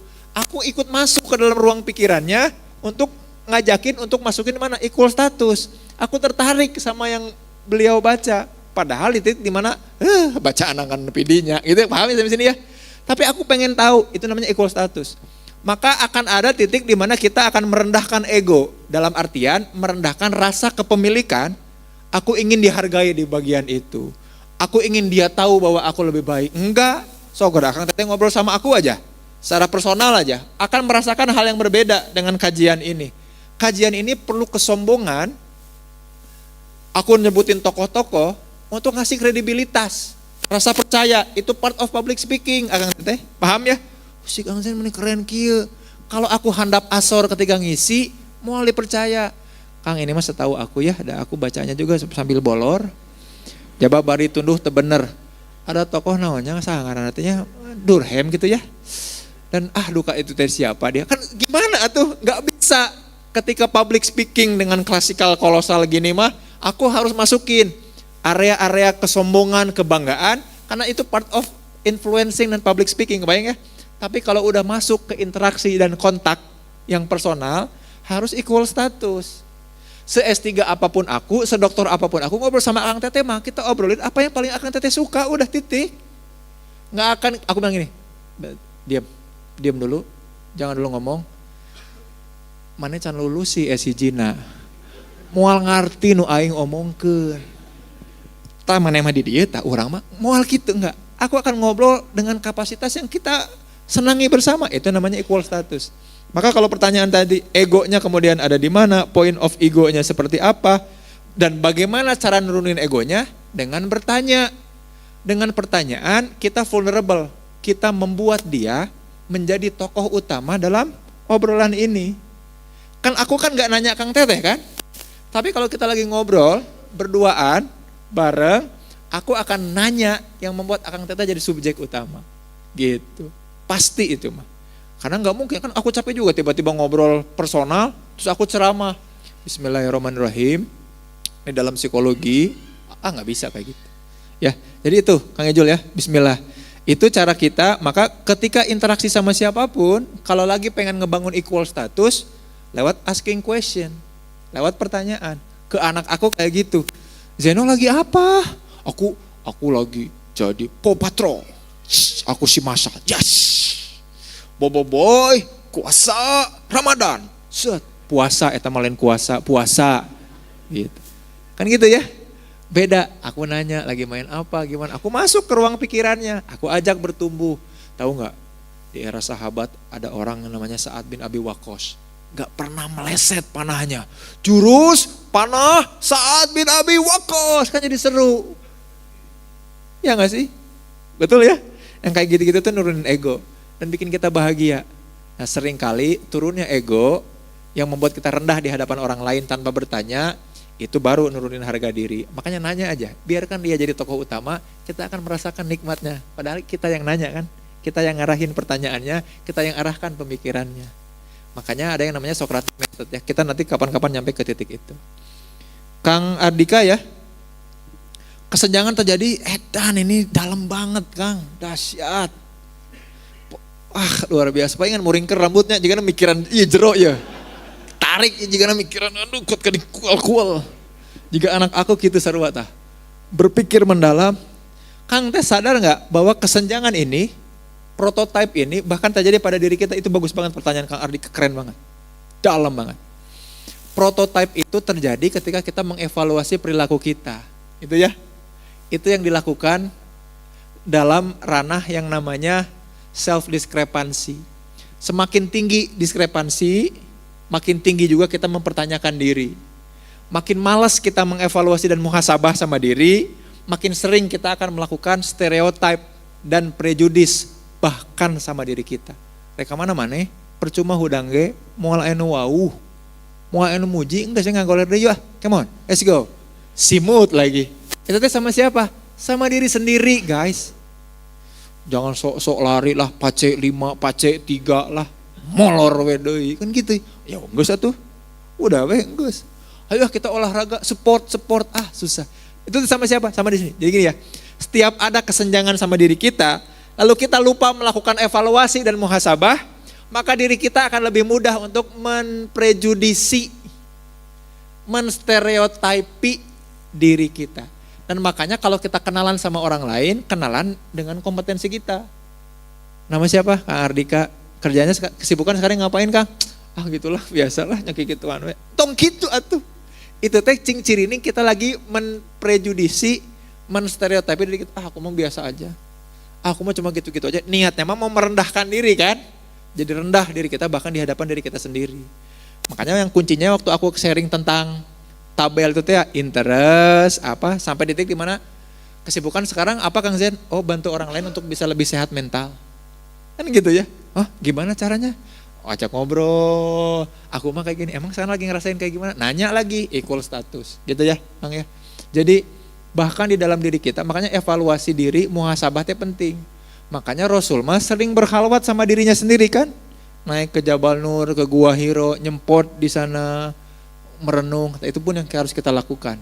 Ya, bagus tuh evaluasi diri, self talk, evaluasi diri, muhasabah itu kemudian penting banget untuk kita supaya kita tidak menstereotipi dan memprejudisi diri sendiri gitu. Insya Allah alam ya, mudah-mudahan menjawab. Oke. Mangga yang akhwat ada? Teteh boleh silakan angkat tangannya yang mau bertanya sebelah kiri di tengah. Kamu satu. paham gak tadi jawaban Kang Sid? Waduh, Aku mah nggak paham sebenarnya. sama. Kesenjangan ya, aduh. Ada lagi? Loba Kanan? ting, iya.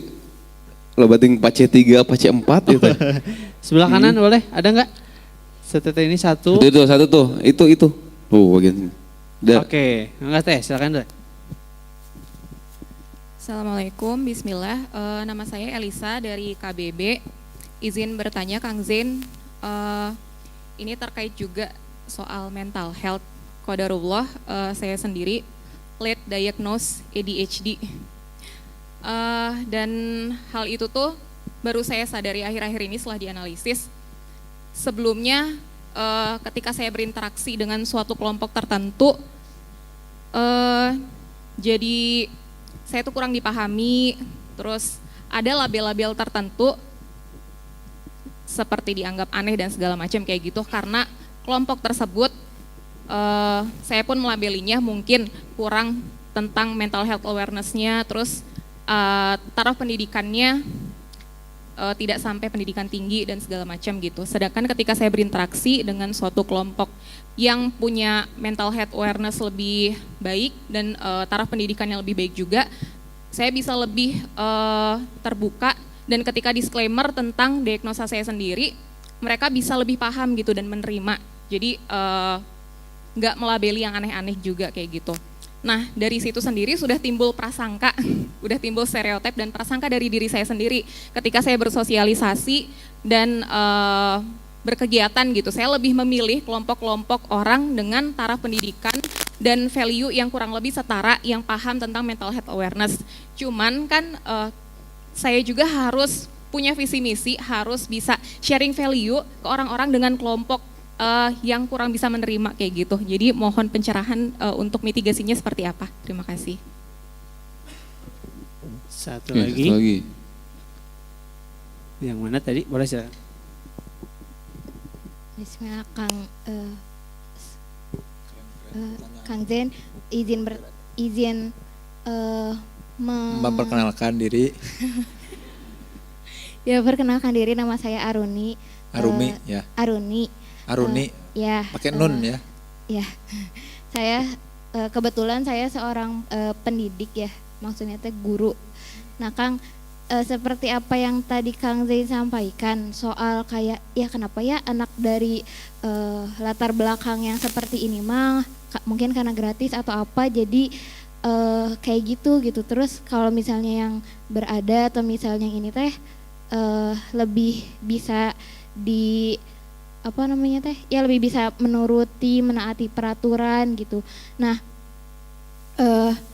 apa namanya teh saya juga jadi kepikiran mungkin karena itu juga karena persepsi saya akan hal tersebut. Jadi akhirnya saya membuat stereotip yang seperti itu juga yang membuat saya mempengaruhi perilaku saya terhadap mereka. Tapi di lapangan yang saya hadapi gitu Kang, kayak misalnya saya ngajar les, terus memang itu tuh ternyata si anaknya teh memang sungguh-sungguh Kang, dan dalam kurun waktu misalnya yang beberapa bulan perkembangan itu sangat pesat, sedangkan sama anak-anak yang misalnya ya udahlah kata saya teh ya datang aja gitu, ya malah kayak Jadi si prasangkanya teh terbukti gitu.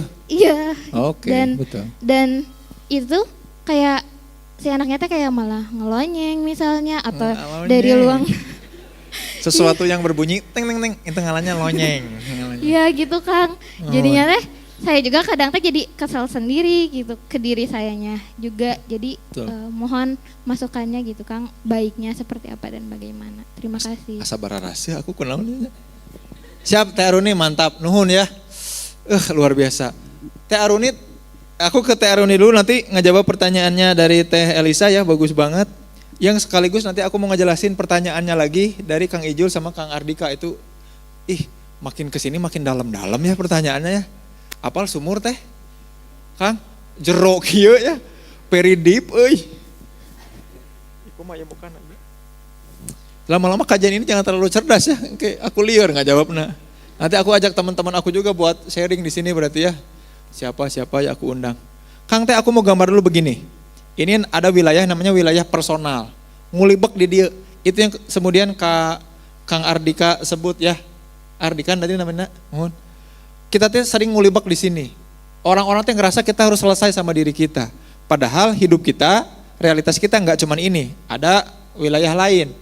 Wilayah relasional tah. Yang kita tuh nempel dan nitipin diri kita sama orang lain kan gitu ya. Mah punten mah kos kaki aku di mana mah gitu ya. Bahkan memori-memori kecil kita titipin ke orang di sekitar kita. Kita bagi kelompok ya, nanti kamu bagian ininya, aku bagian itunya ya. Ini aku udah beres nih, bagian kamunya udah belum. Itu kan relasional. Relasional kan, kita ngandelin orang lain dalam satu hal, dua hal kan gitu ya. Mang Nasgor lapar, pang bikinin lah, kita ngandelin dia. Itu kan relasional. Kebayangnya sampai sini ya, clear ya. Kita tuh butuh relasi-relasi itu dan bertumbuh juga lewat relasi. Itu disertasi aku kayak gitu. Ada juga nanti kelompok. Kelompok tuh gini, ada lingkaran, kita bukan segede gini lingkarannya, tapi kita bagian kecil. Di antara banyak-banyak titik di dalam lingkaran itu. Namanya grup. Pahamnya Kangnya? Tak ini teh nanti teh saling berinteraksi tah. Ieu ka dieu ngaruh. Ieu ka dieu ngaruh, engke ieu ka dieu ngaruh. Nah, nanti antar kelompok. Engke teh ieu aya deui ieu dua. Kelompok A dengan kelompok B teh ngaruh satu sama lain, ya. Nanti ngaruh juga ke pertanyaan soal ego dan lain Kang Teteh sekalian ya. Gini, ketika kita kemudian mencoba ngulik diri, mengevaluasi diri, kita terjadi disonansi. Ya, kata Festinger teh yang pernah aku sharing kapan lalu ya Festinger. Kita teh disonans. Nah, orang teh kuduna kieu nah bet kieu nya. Ah, jangan-jangan orang mah emang kieu jelemana euy. Kan gitu ya. Ah, urang teh ternyata jelemana jiga kieu. Kita akan punya secara personal yang rendah atau negatif. Ini teh ngaruh. Negativitas kita akan membuat negativitas relasi kita jadi juga tinggi. Ngaruh di mana? Ngaruh di sini nih. Dalam kelompok kita akan yang jadi yang paling cupunya. Kebayang ya? Bagaimana perilaku kita yang cupu? Selalu menuntut untuk dapat perhatian kelompok. Itu bahaya. Tokohnya namanya Tajfel Turner. Dia bilang gini, orang yang caper dan bikin masalah di kelompok adalah orang-orang yang paling rendah statusnya. Yang kayak gimana orang-orang yang paling rendah statusnya? Yang gak percaya diri, yang kayak gitu, itu yang nyusahin. Makanya orang yang percaya diri itu nolongin kelompok sebetulnya. Sampai sini clear dulu ya, Kangnya jelas ya. Orang-orang yang di sininya gak tuntas, pengen dapat dari sini. Tapi kebalikannya, nah itu yang kemudian siapa tadi teh? Teh Elisa rasakan. Aku dapetin diri aku ketika aku bergabung dengan orang-orang yang atau kelompok-kelompok yang berpendidikan, yang mau mengerti. Aku dapetin diri aku. Tapi ketika ini keluar dari kelompok ini, aku kembali ke diri aku yang sedari awal masih negatif sama diri aku, gitu Kang. Bayangnya sampai sini ya. Jadi kesininya malah jadi pelarian. Paham gak Kang Teteh sekalian? Liur ya, pelan-pelan ya. Cing sabar ya ngadepin aku ya. Karena sekompleks ini hidup kita teh. Jadinya gini, dunia personal kita ngaruh, dunia relasional kita ngaruh, dunia kelompok kita ngaruh. Ini mah jangan dulu kita pikirin ya, antar kelompok mah kayak gede teuing. Kalau di dalam diri kita, persepsi kita terhadap aku masih negatif, maka yang kita lakukan di relasi dan di kelompok kita juga negatif. Tapi beda cara memperlakukannya. Kalau di relasi mah nular ka batur, kalau di kelompok mah kita jadi yang nyusahin batur. Jelas, paham ya? Maka ini harus dibenerin supaya di relasi yang ada dan di kelompok yang ada jadi positif, paham? Tapi ada kasus kayak Teh Elisa tadi, yang kayak gimana? Akunya negatif, relasinya negatif, karena orang teh kok teu nyambung jeung mana mah asa aneh. Oh paingan terdiagnosa itu gitu ya, ada disorder kan gitu ya. Oh paingan. Tapi orang ketularan kan sebetulnya kan, kok aku gak kayak orang normal yang ngobrol sama kamu misalkan kayak gitu. Maka Teh Elisa akhirnya dapat kelompok yang bisa positif kan gitu ya. Positifnya Teh Elisa di kelompok ini membuat sekonyong-konyong tiba-tiba dirinya secara personal positif, dirinya secara relasional juga positif kan gitu ya. Tapi kalau kelompok ini hilang aja dari kehidupannya atau enggak interaksi aja sama kelompok ini balik lagi negatif tuh gitu, bahaya kan. Berarti kuruti mana mulainya kudu kabeh Kang Teh. Ieuna dibereskeun jadi positif, ieuna dibenerkeun jadi saling mempengaruhi sama relasi yang positif. Ininya juga membuat kita jadi bagian dari yang positif. Itu kan masuk Teh Elisa ya. kumaha Kang ieu teh carana, kan gitu kan pertanyaannya. Gimana caranya, karena kebanyakan orang kan gak ngerti tentang disordernya aku, apalagi late, ya, sekarang lagi banyak banget ADHD dewasa maksudnya tuh. Kita kemudian susah banget, padahal ADHD dewasa tuh gini, sekalinya dapat relasi yang suportif aja teteh cerdas pisan udah. Karena ADHD itu selalu ekstrim positif atau ekstrim negatif. Kau lagi bisa konsentrasi sama sesuatu, diedankan saat itu juga. Bisa beres segala sesuatu tuh saat itu juga.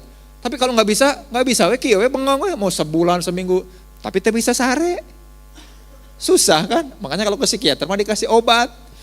Tapi saran aku mah ini, bikin ritual-ritual yang beres. Ini jadi positif aku teh.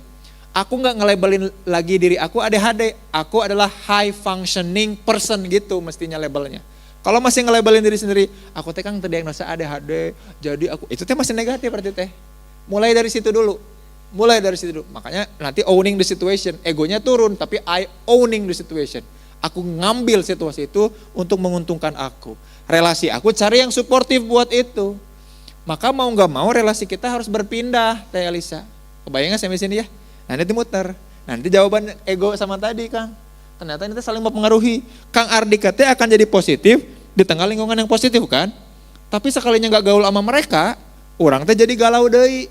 Itulah yang Abu Bakar katakan ke Rasul. Ya Rasul, kenapa setiap aku bersamamu, bersama Umar, bersama Anas bin Malik, aku merasa aku tuh orang yang beriman dan soleh.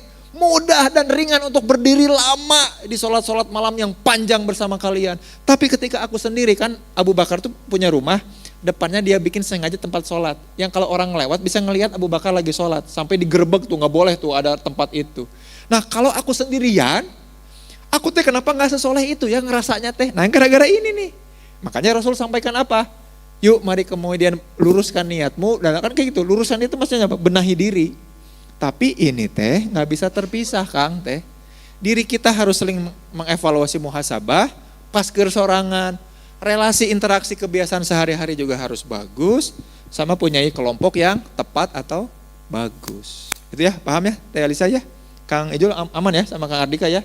Nah sekarang masuk, Kang aku sebagai guru, memang mau gak mau mendapati bahwa prejudis dan stereotip ini malah jadi nyata gitu ya Teh. Ini teh sebenarnya prasangka, tapi nah bener. Nah itu ada tokoh namanya Robert Rosenthal, bikin penelitian yang jadi namanya self-fulfilling prophecy, ramalan yang kita wujudkan sendiri. Tapi teman nanti kapan-kapan lah kita bahas, itu harus detail itu mah. Kenapa ya kok prasangka-prasangka aku teh sok bener wae? Bukan bener itu mah, itu ada bias namanya confirmation bias. Nanti aku jelasin slide-nya, aku kasih video eksperimennya ya. Seru-seru yang bikin kita, oh ternyata prasangka yang aku punya malah aku hadirkan di kenyataan, malah aku bilang tuh kan bener kan, jadi wajar dong aku ngediskriminasi pret, nggak boleh atuh. Itu mah namanya self-fulfilling prophecy. Tapi itu lain kali, aku udah pengen kopi, mari kita ngopi dulu ya Ang Teteh, atur nuhun, sampai jumpa di pekan-pekan berikutnya. Assalamualaikum warahmatullahi wabarakatuh.